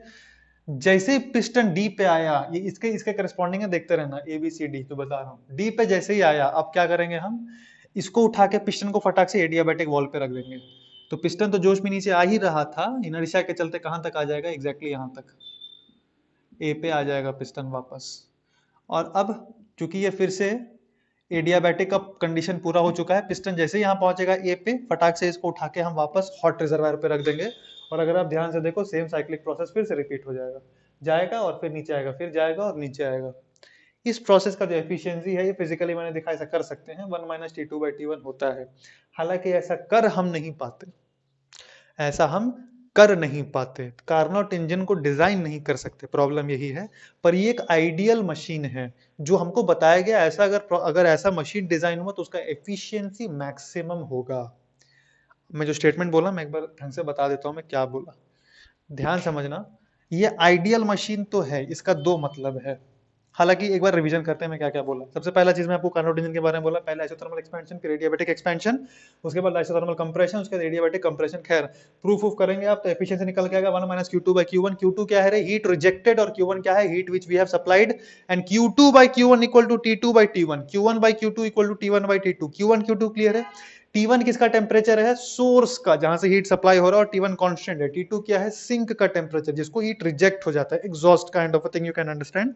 हीट रिजेक्ट होता है इसको, उसको कहते हैं T2, और ये T1 और T2 कांस्टेंट मेंटेन रहता है। एफिशिएंसी क्या होता है, 1 माइनस छोटा वाला बाई बड़ा वाला, देसी स्टाइल समझने का। हालांकि हमने को याद रहना चाहिए 1 माइनस T2/T1, सिंक का टेम्परेचर बाई सोर्स का टेम्परेचर, या 1 minus heat rejected by the heat which is supplied. और ये डायग्राम याद रहना चाहिए, क्योंकि कई बार वर्क डन पूछता है, बोलेगा Q1 सप्लाई किया हमने, सपोज फॉर एग्जांपल मैं हमको कहता हूं 800 joule is supplied to the engine, and the engine engine releases 500 joule of heat, it rejects 500 joule of heat, ऐसा करके भी बोल सकते हैं, to the sink. What is the amount of work that is done? 800 minus 500 कितना होगा, कितना work करेगा रे, 300 joule. Q1 equals to work done plus Q2. Basic maths समझ में आना चाहिए. 800 जूल 500 जूल निकला तो 300 जूल वर्क करेगा. ये फिजिकल क्लियर रखना ये सब. ऐसे से अगर मैं ये सिंपल सा एग्जांपल दिया, इसका एफिशिएंसी कितना आएगा, 1 minus Q2 by Q1, 500 by 800, 3 by 8 efficiency आ जाएगा इसका. इंटू 100 करेंगे तो परसेंटेज वाइज आ जाएगा, वरना 3/8 बोल सकते हैं. समझ में आप, एफिशिएंसी में परसेंटेज यहाँ मल्टीप्लाई नहीं करते कार्नोट इंजन के लिए, ध्यान रखना. ऐसे ही लिखते हैं बस, 1 minus T2 by T1, 1 minus Q2 by Q1 ही लिखते हैं. आंसर ऑप्शन में परसेंटेज अगर पूछा है तो मल्टीप्लाई कर देने का है, ठीक है. ऐसे ईटा एफिशिएंसी बस उतना ही लिखते हैं हम लोग. खैर, तो ये बेसिक जब अंडरस्टैंडिंग अपने को आ गया, अब कार्नोट जी ने यहाँ अब कार्नोट यहाँ पे रुके नहीं. कार्नोट जी ने ये भी कह दिया कि हमारा मशीन तो भैया आइडियल है. आइडियल का मतलब दो चीज, जो हमने पहला बताया, डजंट एग्जिस्ट, ठीक है, पॉसिबल नहीं है एग्जिस्ट करना, दैट इज ऑल राइट. पर दूसरा आइडियल का ये मतलब it is really ideal. Ideal मतलब परफेक्ट. परफेक्ट का मतलब इट इज रियली आइडियल, और परफेक्ट मतलब ये जो इंजन मैंने बनाया है, this will have the maximum efficiency, this will have the maximum efficiency. And he went on to say this very very important statement, आप लोग नोट डाउन कर ले, मैं बोल देता हूं, that any engine that will operate between a temperature of T1 and T2, T1 किसका temperature है, सोर्स का, और T1 सिंक, T2 सिंक का. बोला जो भी इंजन T1 और T2 टेम्परेचर के बीच में ऑपरेट करेगा, उसका एफिशिएंसी मेरे कार्नोट इंजन से ज्यादा हो ही नहीं सकता. He gave an open challenge, इसको बोलते हैं कार्नोट्स थ्योरम. आप लिख सकते हैं, Carnot theorem states that no engine operating between T1 and T2 will have an efficiency greater than this. मतलब efficiency of any engine will be always less than और equals to 1 minus T2 by T1 for any engine. Petrol engine, diesel engine, auto engine, जो भी engine है उसका efficiency इससे कम रहेगा. मतलब ये मैक्सिमम एफिशिएंसी है, ये किसी भी इंजन का मैक्सिमम एफिशिएंसी होता है 1 माइनस T2 बाई T1. याद रखिए, ये कार्नोट थ्योरम है. क्लियर हो गया आपको? ये थ्योरम लिख लो, इसका कुछ कुछ क्वेश्चंस कराऊंगा मैं आपको, करा दूं क्या?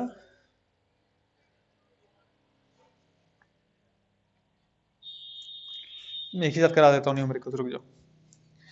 एक और चीज सुन लो, देखो कार्नो, अगर अब ध्यान से देखो, मान लो सिंक को अगर मैं 0 केल्विन पे रखूं, अगर 0 केल्विन पे हो तो ये एफिशिएंसी कितना आ जाएगा, 1 आ जाएगा क्या, 1 आ जाएगा. या फिर अगर मैं सोर्स को इनफाइनाइट केल्विन पे रख दूं तो भी क्या एफिशिएंसी 1 आ जाएगा क्या, बिल्कुल आ जाएगा. ऐसा करना पॉसिबल है क्या, ऐसा करना पॉसिबल नहीं है practically.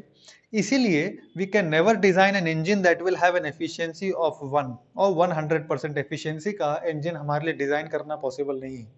Less than equals to है ना, ये इक्वल्स टू भी है, पर याद रखिए 1 नहीं आएगा वो कभी. समझ रहे हैं आप? मतलब आप अगर कोई इंजन डिजाइन कर रहे हैं अपना T2 और T1 के बीच में, तो आपका एफिशिएंसी इससे छोटा रहेगा. मतलब आप अगर कोई इंजन डिजाइन कर रहे हैं जहां पे आपने सोर्स का टेम्परेचर से फॉर एग्जांपल 600 केल्विन रखा है और आपने सिंक का टेम्परेचर रखा है 400 केल्विन, तो आप ऐसा कोई इंजन डिजाइन नहीं कर सकते जिसका एफिशिएंसी सिंक का टेम्परेचर, सोर्स का टेम्परेचर को T1, आप कोई ऐसा इंजन डिजाइन नहीं कर सकते जहां पे आपका उस इंजन का एफिशिएंसी इससे ज्यादा हो जाए. हमेशा आपका एफिशिएंसी इससे छोटा, आपके इंजन का आपका एफिशिएंसी नहीं, आपका इंजन का एफिशिएंसी इससे छोटा ही रहेगा. 1 माइनस 2/3 मतलब it will be less than और इक्वल्स टू 1/3 ही रहेगा कंपल्सरीली. ये उनका चैलेंज है, and this is correct as far as the scientists are concerned. We cannot design a heat engine जिसका एफिशिएंसी इससे ज्यादा हो, 1 माइनस T2 बाई T1 से ज्यादा हो. तो अपने को क्वेश्चन में अगर डेटा वेटा दिया, अपने को तो इंटरनल मैकेनिज्म क्लियर है ना, कि Q1 अपने को हीट देगा, वो W रिजेक्ट करेगा, Q2 फेंकेगा. क्लियर? T2 क्लियर है, T1 क्लियर है, सब कुछ क्लियर है. ये फॉर्मूला क्लियर है, Q1 by Q2 equal to T1 by T2, efficiency का फॉर्मूला क्लियर है. जब सब कुछ क्लियर है तो सारा हम रिजल्ट्स भी निकाल सकते हैं. ठीक है, कार्नोट का थ्योरम हो गया.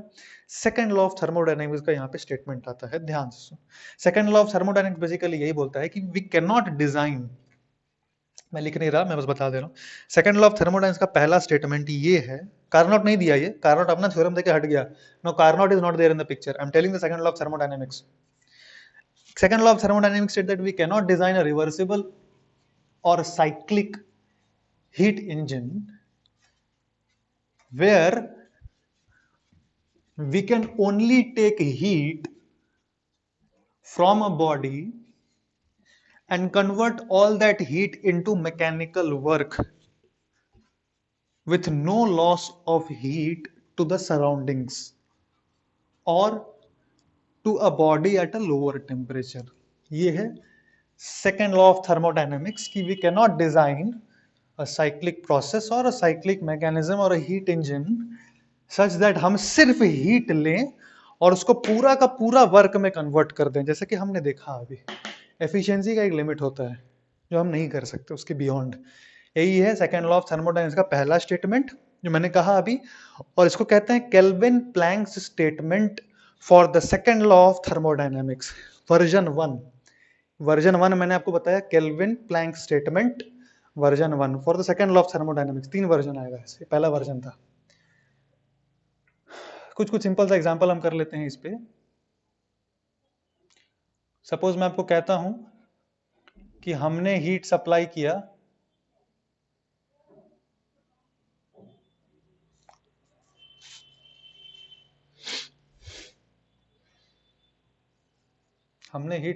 Suppose 600 kelvin. क्वेश्चन मैं आपको देता हूं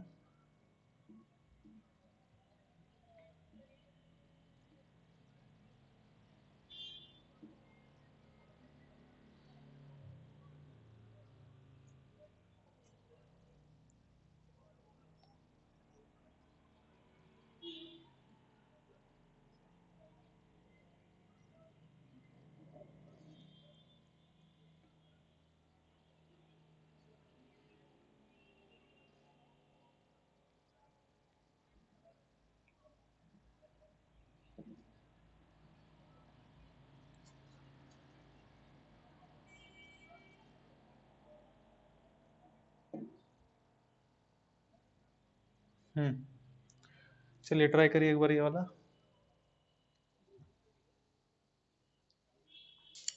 दूसरा क्वेश्चन मैं देता हूं।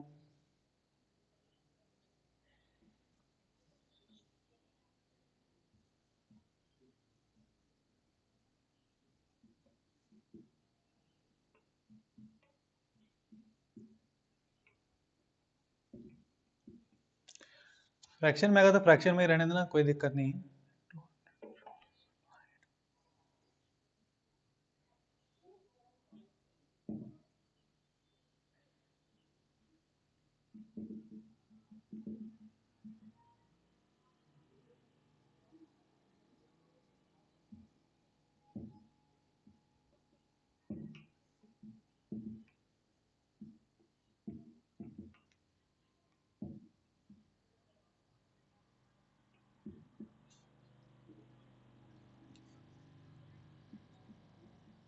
चलो और भी ले सकते हैं। चलिए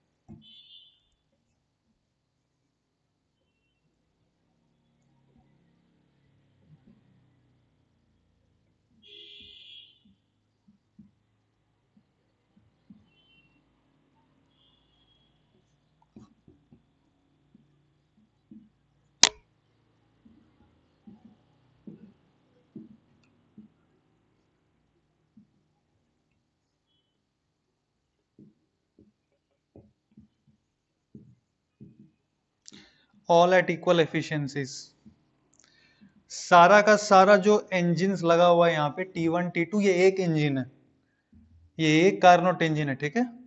इसको आप कुछ हीट दोगे, ये कुछ वर्क करेगा और कुछ हीट इस वाले सिंक को रिलीज कर देगा।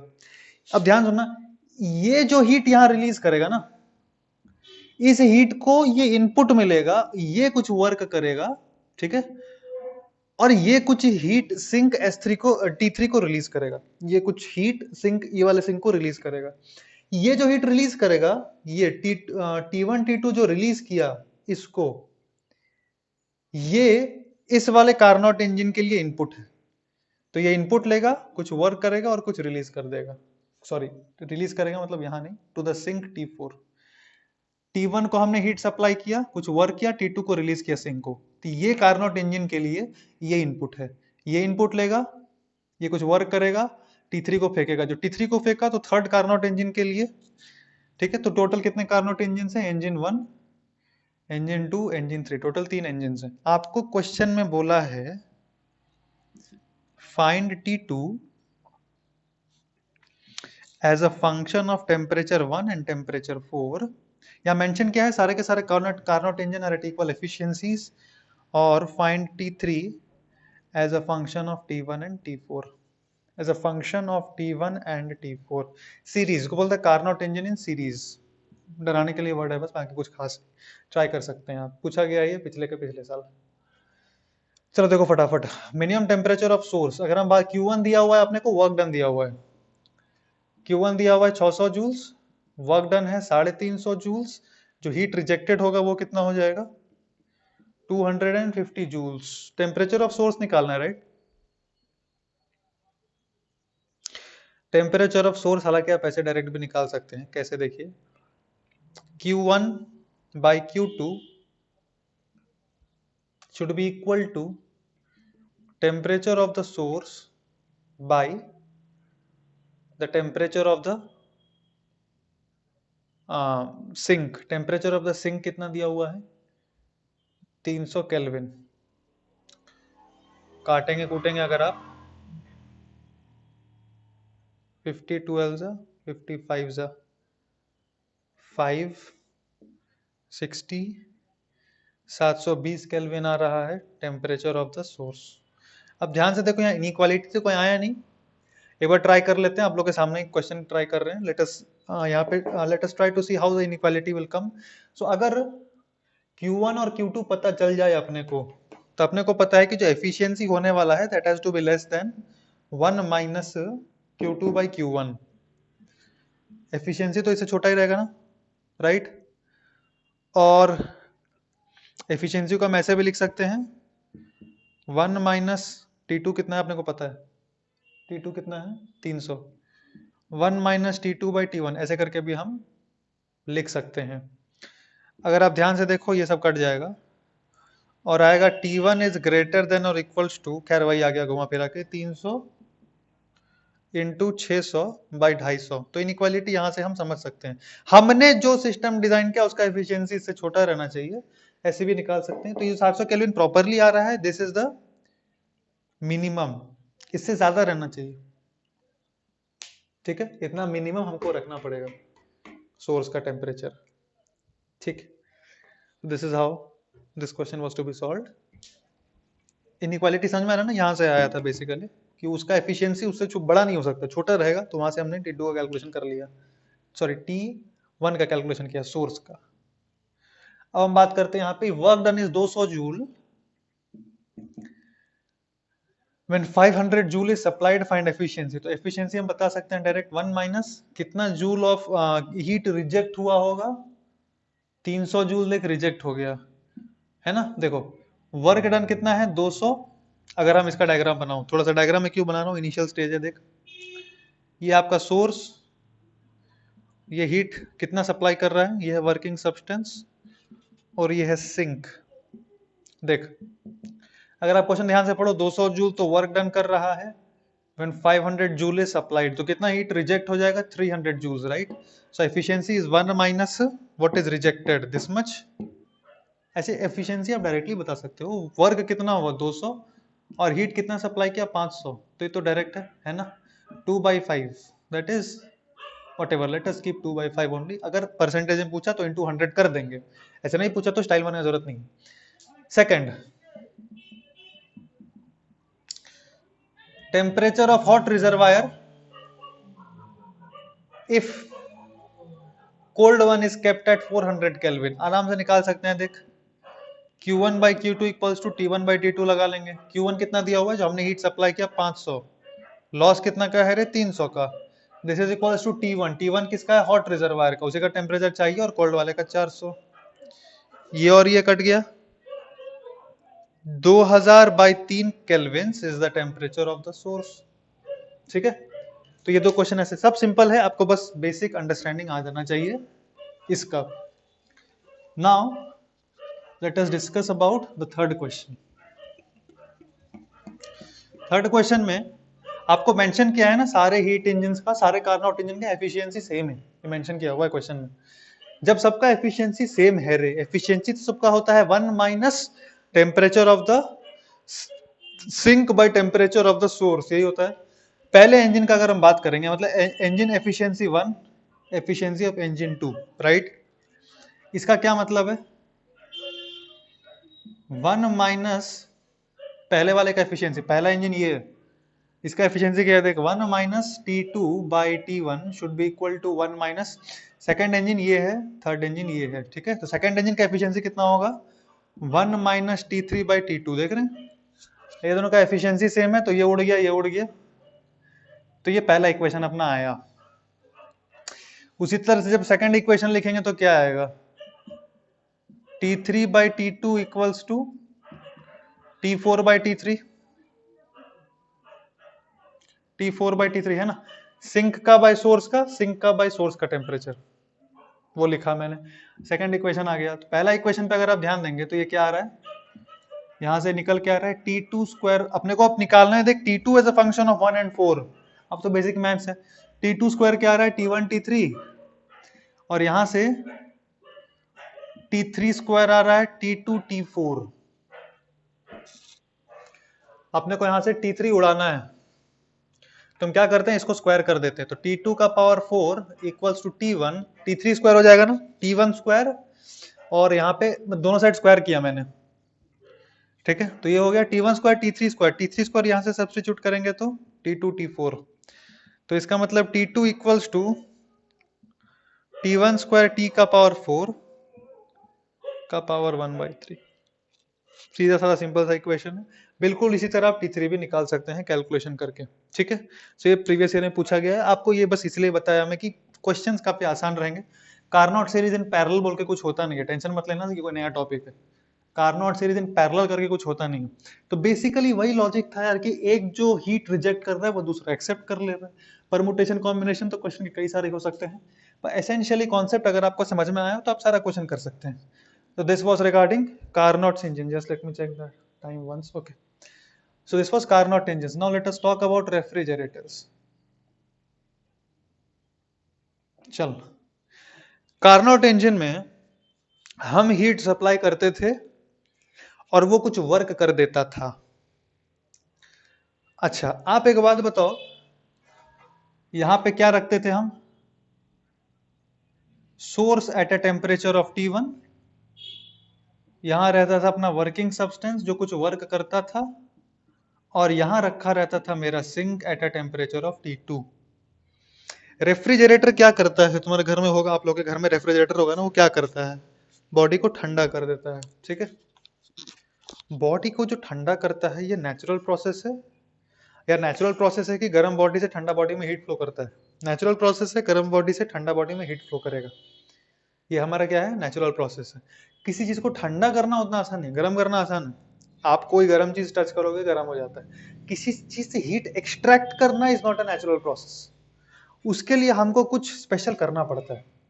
किसी चीज से आप हीट एक्सट्रैक्ट करते रहेंगे, it is a very unnatural process. आप बोल सकते हैं सर हम कोई जो चीज ठंडा करना है उसको गर्म चीज से कांटेक्ट में ला देंगे, सॉरी उससे ज्यादा ठंडा चीज में कांटेक्ट में लाएंगे तो उससे टेम्परेचर, उससे थोड़ा हीट रिलीज होगा तो वो ठंडा होगा। करते वही है रेफ्रिजरेटर में, जो कूलेंट रहता है वो ज्यादा हाई टेम्परेचर, वो ज्यादा लोअर टेम्परेचर पे रहता है in comparison to the food stuff which is kept inside the refrigerator, समझ रहे हैं, जिसके चलते जो फूड है वो गर्म रहता है तो वो अपना हीट देता है कूलेंट को, तो कूलेंट गर्म हो जाता है, उसका टेम्परेचर कम हो जाता है। करते यही है, साइक्लिक प्रोसेस में जो करते हैं वही साइक्लिक प्रोसेस को रेफ्रिजरेटर में हम पढ़ेंगे। बेसिक मैकेनिज्म क्लियर है ना रे भाई, देसी स्टाइल ही है। किसी चीज को अगर ठंडा करना है तो क्या करेंगे, हम उससे ठंडा वाले चीज को उससे कांटेक्ट करा देंगे, तो वो ठंडा वाला चीज रिलीज कर देगा हीट उसको, और वो खुद ज्यादा ठंडा हो जाएगा, और वो जो कूलेंट है उसको वापस एक साइकिल में भेजना पड़ेगा। कूलेंट तो ठंडा हो, वो कूलेंट क्या हो गया, हाँ उससे हीट लेके गर्म हो गया ना, हमको तो वापस भेजना है ना, तो वापस भेजने के लिए there has to be cyclic process mechanism जिसे वापस भेजते हैं। तो जैसे हम हीट इंजन के केस में क्या सप्लाई कर रहे थे, देख ध्यान से देखियो, एक ही बार बताऊंगा, क्लियर हो जाएगा तो काफी आसान है, वरना कंफ्यूजन रह जाएगा तो दिक्कत होगा। इसलिए एक बार धीरे धीरे देख लें, थोड़ा सा टाइम लगेगा, कोई दिक्कत नहीं, पर एक बार समझ में आ जाएगा तो कोई टेंशन नहीं। देख, सोर्स जो है ये क्या करता था, Q1 हीट सप्लाई करते थे, हीट इंजन का बात बोल रहा हूं मैं,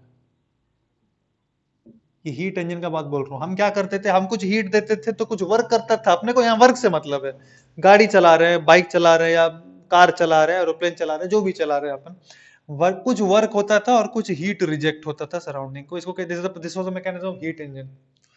यहाँ पे हम देंगे क्या, अच्छा यहाँ एक और चीज समझना, ये सोर्स कौन सा जगह है जहां पे हम डीजल या पेट्रोल डालते थे, जहां पे हम डीजल या पेट्रोल डालते थे और एक कांस्टेंट टेम्परेचर पे रखते थे। फीलिंग आ रहा ना, डीजल या पेट्रोल जब डालते थे वो सोर्स है जहाँ पे हीट डाल जाता था, ये वर्किंग सब्सटेंस है गैस, और ये सिंक या T2 क्या है, एग्जॉस्ट, जहां से बाहर निकल जाता था। ये अंदर में दिल में रखना ताकि आपको क्लैरिटी रहे फिजिकली। रेफ्रिजरेटर में सिंक क्या है, अगर आप एक चीज समझो, सिंक कूलर ज्यादा कोल्ड बॉडी इसको बोलते थे ना, सिंक को हम बोलते थे कोल्ड बॉडी और इसको हम बोलते थे हॉट बॉडी। ध्यान समझ, सिंक या T2 जो कोल्ड बॉडी है यही है रेफ्रिजरेटर का बेस, मतलब जहां ठंडा होगा, क्या बोलूं मैं इसको, ऐसे ही बोल दे रहा हूं, जहां ठंडा करना है ये वो जगह है। ये सिंक क्या है रे, ठंडा वाला, ये इसका T2 लेस रहता है ना रे T1 से, तो आप अंदर में दिमाग में घुसा के रखना in the back of your mind कि यहाँ पे सिंक वो जगह है, सिंक वर्किंग एरिया है, यहाँ पे ये वर्किंग एरिया था, वर्किंग सब्सटेंस ये था, वर्क कर देता था, निकाल देता था, रिजेक्टेड, यहाँ पे कचरा खाना है ये, पर यहाँ पे क्या है, वर्किंग एरिया ये है। बिल्कुल इसका उल्टा आप ड्रॉ कर दो रेफ्रिजरेटर में, सिंक से हीट निकालो, नोमेनक्लेचर मत बदल देना, नोमेनक्लेचर वही है Q2, एरो का डायरेक्शन उल्टा हर जगह, देख एरो देख, सब उल्टा कर दिए। यहां से सिंक से Q2 अमाउंट ऑफ हीट ले लेगा, सिंक क्या था, जहां ठंडा करना था वहां से Q2 अमाउंट ऑफ हीट ले लिया। अरे हीट कैसे लेगा, हम सप्लाई करेंगे coolant, working substance is coolant, coolant is basically a gas only, ideal gas वाला भी यहाँ PV इक्वल टू NRT का ही यूज लेना है अपन, वो यूज नहीं लेना, मैं समझा रहा हूँ, यहाँ भी गैस ही है जो वर्क करता है, पर हम यहाँ पे इलेक्ट्रिकल एनर्जी से वर्क करते हैं गैस पे। यहाँ पे अपन को कुछ सप्लाई नहीं, यहाँ पे हीट सप्लाई किए थे, पर यहाँ पे सप्लाई क्या करते हैं, इलेक्ट्रिक, आप फ्रिज को बिजली देते हो ना, बिजली घुसाते हैं ना उस प्लग में, तो इलेक्ट्रिकल एनर्जी के मदद से कूलेंट जो गर्म हो जाता है उसको बार बार ठंडा किया जाता है, तो हमको वर्क करना पड़ता है, हमको गैस पर वर्क करना पड़ता है। Q2 अमाउंट ऑफ हीट खींचता है ये सिंक से, और Q1 amount of heat reject कर देता है, ठीक है। इसलिए ये कौन सा पोर्शन है, फ्रिज का बैक वाला, फ्रिज के पीछे जाना थोड़ा गर्म रहता है, टच मत कर लेना कुछ, पर फ्रिज के पीछे आप देखना थोड़ा गर्म रहता है, वहां हीट वो रिजेक्ट करता है। तो ये वो फुटस्टेप वाला जगह है जहां से वो हीट खींचता है, ठंडा हो जाता है वो बॉडी, क्योंकि हमने उस पर कुछ वर्क किया और वो हीट को रिजेक्ट कर देता है। क्लियर है, सिंपल सा फंडा है, बस इतना ही समझना है अपने को और कुछ नहीं समझना है। एग्जैक्ट रिवर्स प्रोसेस अगर आप ध्यान से देखो, पर रिलेशंस सेम है, नोमेनक्लेचर सेम है, रिलेशंस सेम है, ध्यान से देख लो, ये मिटा रहा हूं मैं, बस कंपैरिजन के लिए बताया था आपको, सब कुछ सेम है, कोई डिफरेंस नहीं है। अब हम बात करते हैं फटाफट एफिशिएंसी का, थोड़ा सा फास्ट रहेगा, ध्यान से देख, इसका एफिशिएंसी को हम ईटा नहीं लिखते हैं, बीटा लिखते हैं रेफ्रिजरेटर के केस में, और इसको एफिशिएंसी नहीं बोलते हैं, इसको टेक्निकली कहते हैं कोफिशिएंट ऑफ परफॉर्मेंस, नाम है बस, कुछ खास नहीं, आप एफिशिएंसी बोल लो, coefficient of performance is technical name for it. अच्छा अब एक बात बताओ, इसका एफिशिएंसी होगा क्या, आउटपुट बाय इनपुट, हमेशा efficiency basically output by input, तो रेफ्रिजरेटर का आउटपुट कौन से क्वांटिटी से मेजर करेंगे, Q2 से, W से, कि Q1 से। एक साइकिल में ज्यादा एफिशिएंट रेफ्रिजरेटर कौन सा होगा, जो सबसे ज्यादा हीट खींच ले, तो अपना ये आउटपुट चाहिए, ये आउटपुट तो इंजन में चाहिए था, रेफ्रिजरेटर में चाहिए ज्यादा हीट खींचे एक साइकिल में, तो ऊपर में लिखेंगे Q2 बाई, हम क्या इनपुट दे रहे हैं रे, हम इनपुट दे रहे हैं ये जो अंदर की तरफ घुस रहा है, तो हम इनपुट दे रहे हैं W, ठीक है। सो इसका अगर आप बीटा पे ध्यान दे तो लिखेंगे Q2 बाई, इसको लिखेंगे Q1 माइनस Q2, ध्यान से देख, W को क्या लिखेंगे, Q1 माइनस Q2। अच्छा, रेफ्रिजरेटर के लिए भी ये रिलेशन वैलिड होता है, ध्यान से देख लो, सोर्स, अब मैं बार बार कह रहा हूं, ठंडा चीज मेंटेन करके रखेंगे T2 पे, अंदर का फ्रिज का जो बेस होता है वो मेंटेन रहता है एट अ कांस्टेंट टेम्परेचर। हाँ, और बाहर का जो सोर्स है वो भी मेंटेन रहता है एट अ कांस्टेंट टेम्परेचर। हम वर्क करेंगे, Q2 हीट खींचेगा, Q1 फेंकेगा। रेफ्रिजरेटर पढ़ रहे हैं हम लोग। T1/T2 होता है, Q1/Q2 यहाँ भी, ये दोनों ही जगह वैलिड है रिलेशन। और इसीलिए अगर आप बीटा को थोड़ा रीअरेंज कर देंगे ना, Q2/Q1 ये तो खैर 1 हो जाएगा, 1 माइनस Q2/Q1 ये आएगा T2/T1, 1 माइनस T2/T1, ऊपर नीचे आप T1 से मल्टीप्लाई कर देंगे तो ये रिलेशन आ जाएगा बीटा का। हीट इंजन के केस में क्या आया था याद है? हीट इंजन के केस में आया था 1 माइनस T2/T1, यहाँ पे क्या आता है T2/T1 माइनस T2। T1 ज्यादा है तो ये पॉजिटिव रहेगा देख, और उस केस में 1 माइनस T2/T1 था eta, efficiency of heat engine. T2 कम था बेटा, सिंक का था। T1 हमेशा ज्यादा रहेगा, यहाँ भी T1 ज्यादा ही है, हॉट बॉडी है, पर वहीं रिजेक्ट कर रहे हैं। तो यह coefficient of performance for a refrigerator. ठीक है, मैं सिंपल सा एग्जांपल करके आपको समझाता हूं। हमको यहाँ पे ये भी ध्यान में रखियो, देख मैं यही समझा देता हूँ। अच्छा देखो, यहाँ से देख, T1/T2 इक्वल्स टू Q1 क्या है? Q1 को हम लिख सकते हैं W/Q2। अपने को तो Q2 चाहिए, राइट?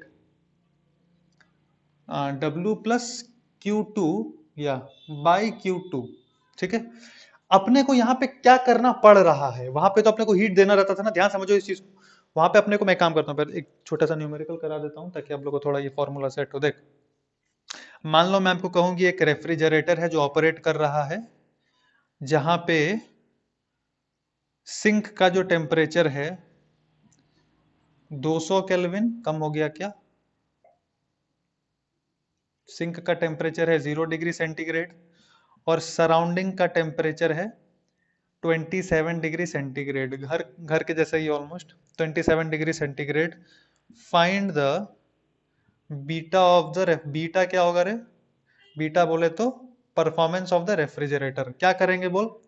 सिंपल सा बात है, T2/T1 माइनस T2। T2 क्या है? टेम्परेचर ऑफ द, छोटा वाला टेम्परेचर, उतना भी छोटा वाला temperature 273 by this minus this 27 ही आ जाएगा। थोड़ा सॉल्व कर लेंगे तो 91/9 अप्रोक्सीमेटली 10। कोफिशिएंट ऑफ परफॉर्मेंस क्या आ रहा है? अप्रोक्सीमेटली 10 आ जा रहा है। ठीक है, ये 1 से ज्यादा हो सकता है, परेशान नहीं होना। ठीक है, कोफिशिएंट ऑफ परफॉर्मेंस तो यहाँ पे T1/T2 equal to W plus Q2/Q2 आ गया। अच्छा, ये बेसिक फॉर्मूला क्लियर है? अब आगे देख,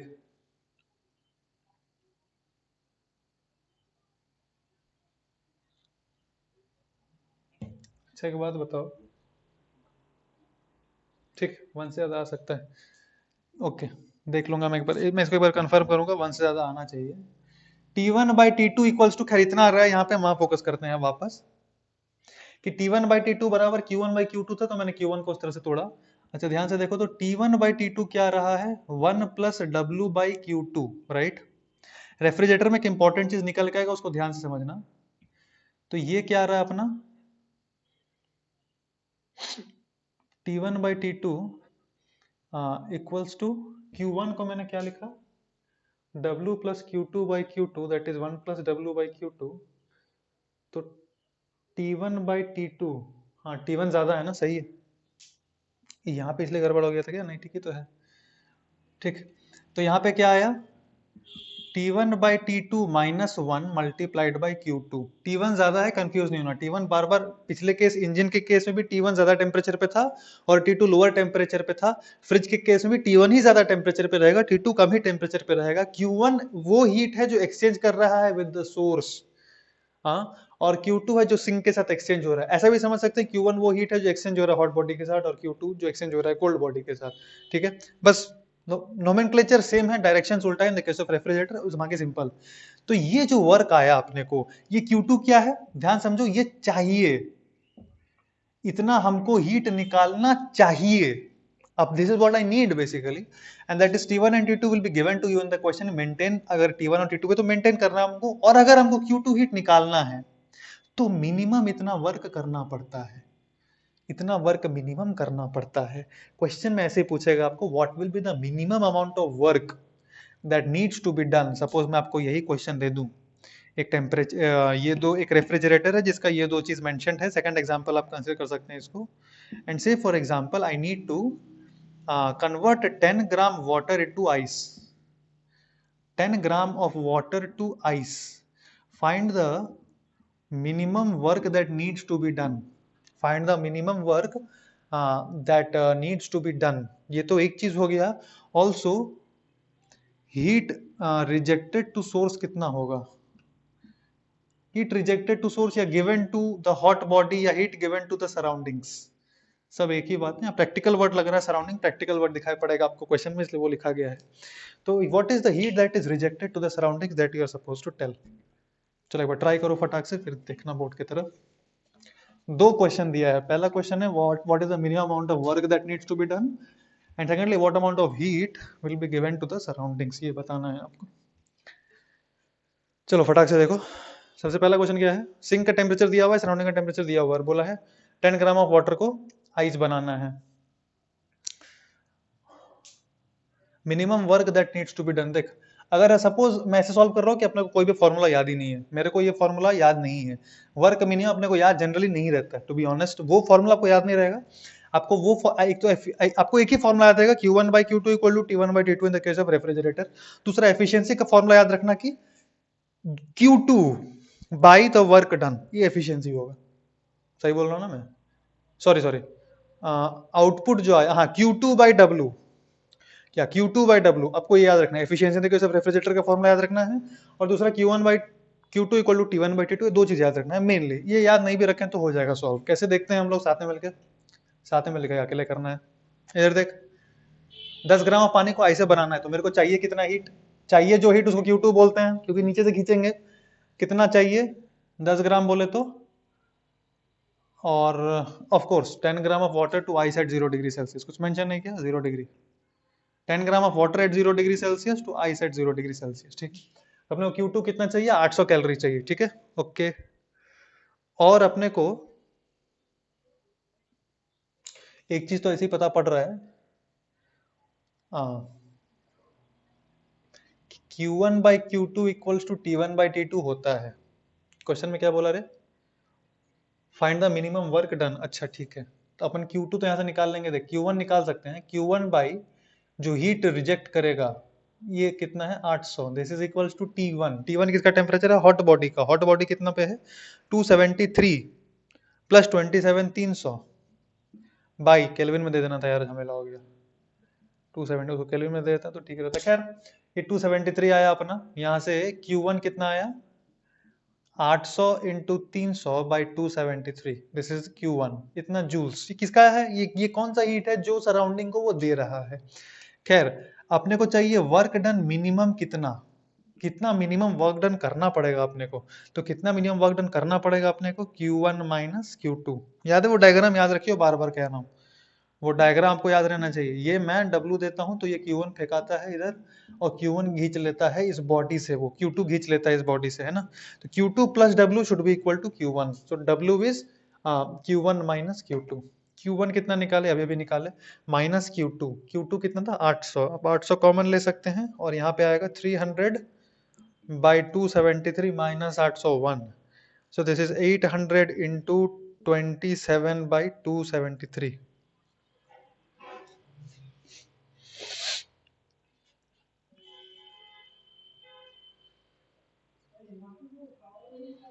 ठीक है, ऑलमोस्ट 10 ही है, अप्रोक्सीमेटली 80। ये 800 क्या था? कैलोरी में था, तो almost 80 calories amount of work needs to be done on the refrigerator by us. कैसे? बिजली देके।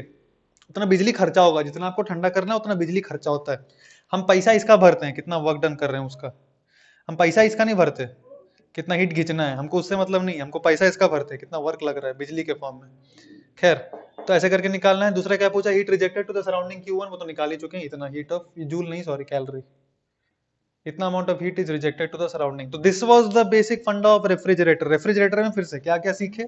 डायग्राम आपको याद रखना है, और आपको दो ही फॉर्मूला याद रखना है रेफ्रिजरेटर में, पर ये कंसेप्चुअली आपको क्लैरिटी रहना चाहिए रेफ्रिजरेटर में क्या ये कि minimum amount of work has to be done in order to make the body that much ठंडा। हमको वर्क करना पड़ता है इस केस में, हीट तो देंगे नहीं फ्रिज में, हमको क्या करना पड़ेगा, वर्क देना पड़ेगा in the form of electrical energy. और from refrigerator we come to the second law, second principle of thermodynamics. Second principle of thermodynamics is called Clausius statement. Clausius, CLASSIUS। Clausius statement ये बोलता है कि it is not possible to design a refrigerator which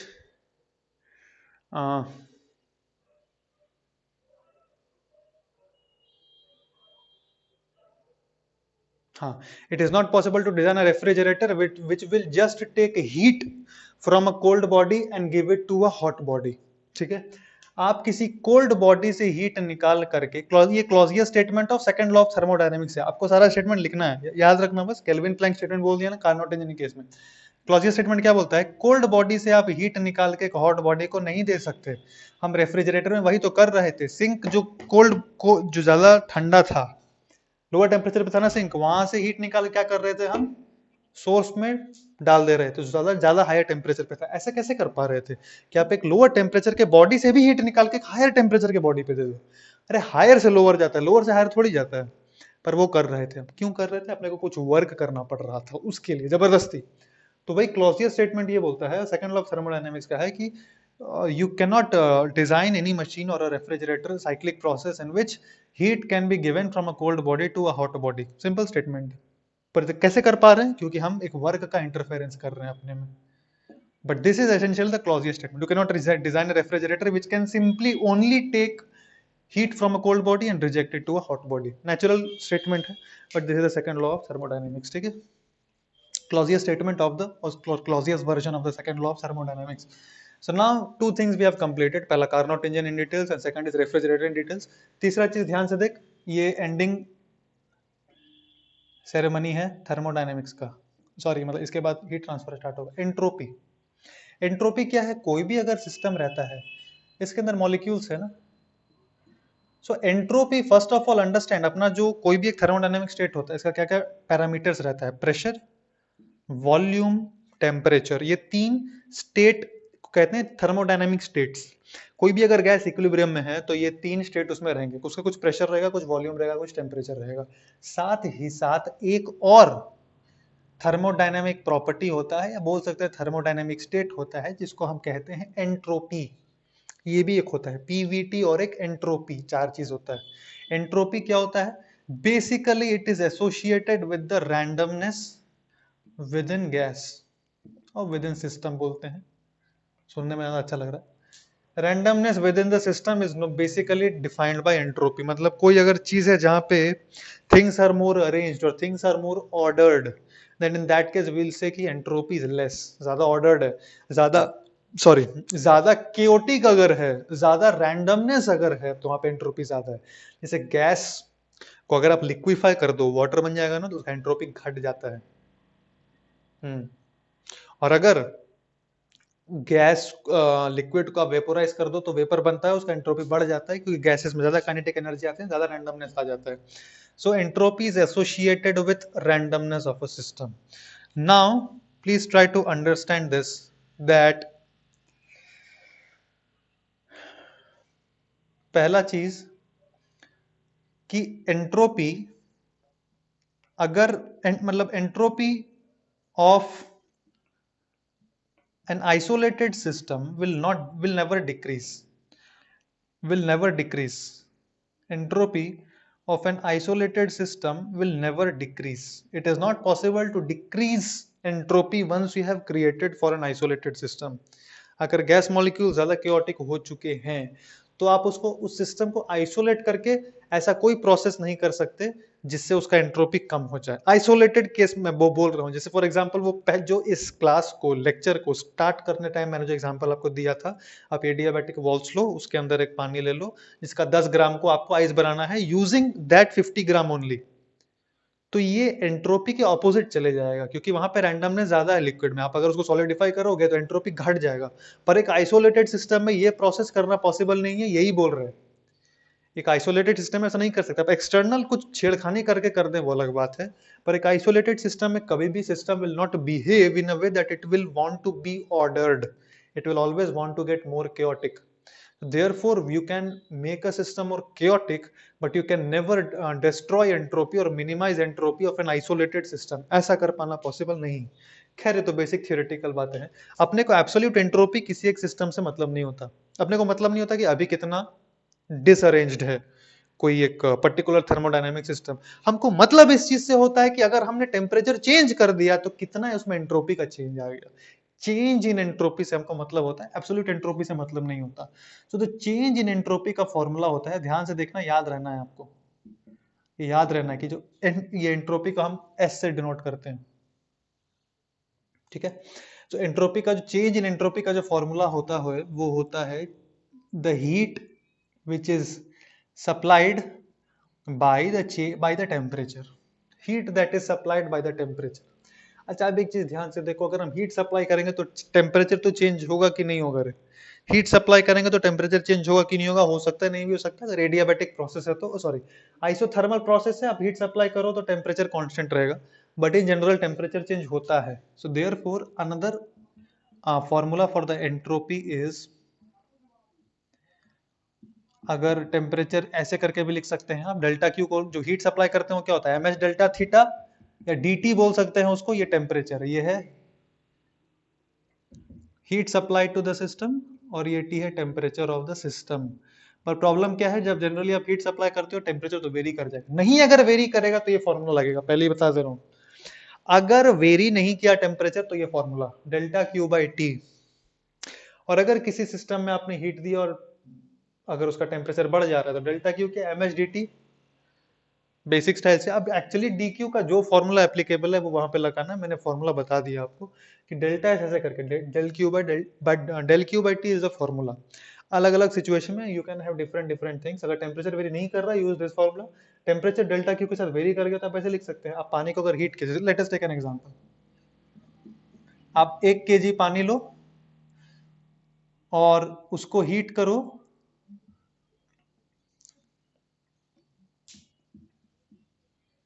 0 degree नहीं, उसको heat कर सकते हैं आपसे 23 degree centigrade to 43 degree centigrade.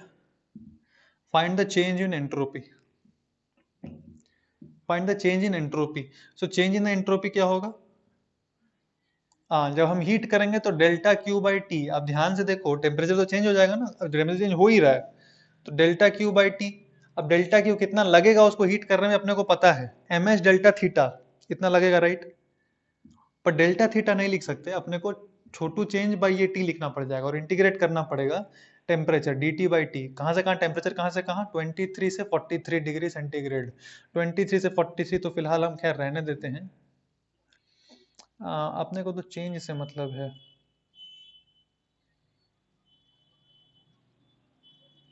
एक काम करो, इसको 300 केल्विन टू 400 केल्विन ले लो, ठीक है।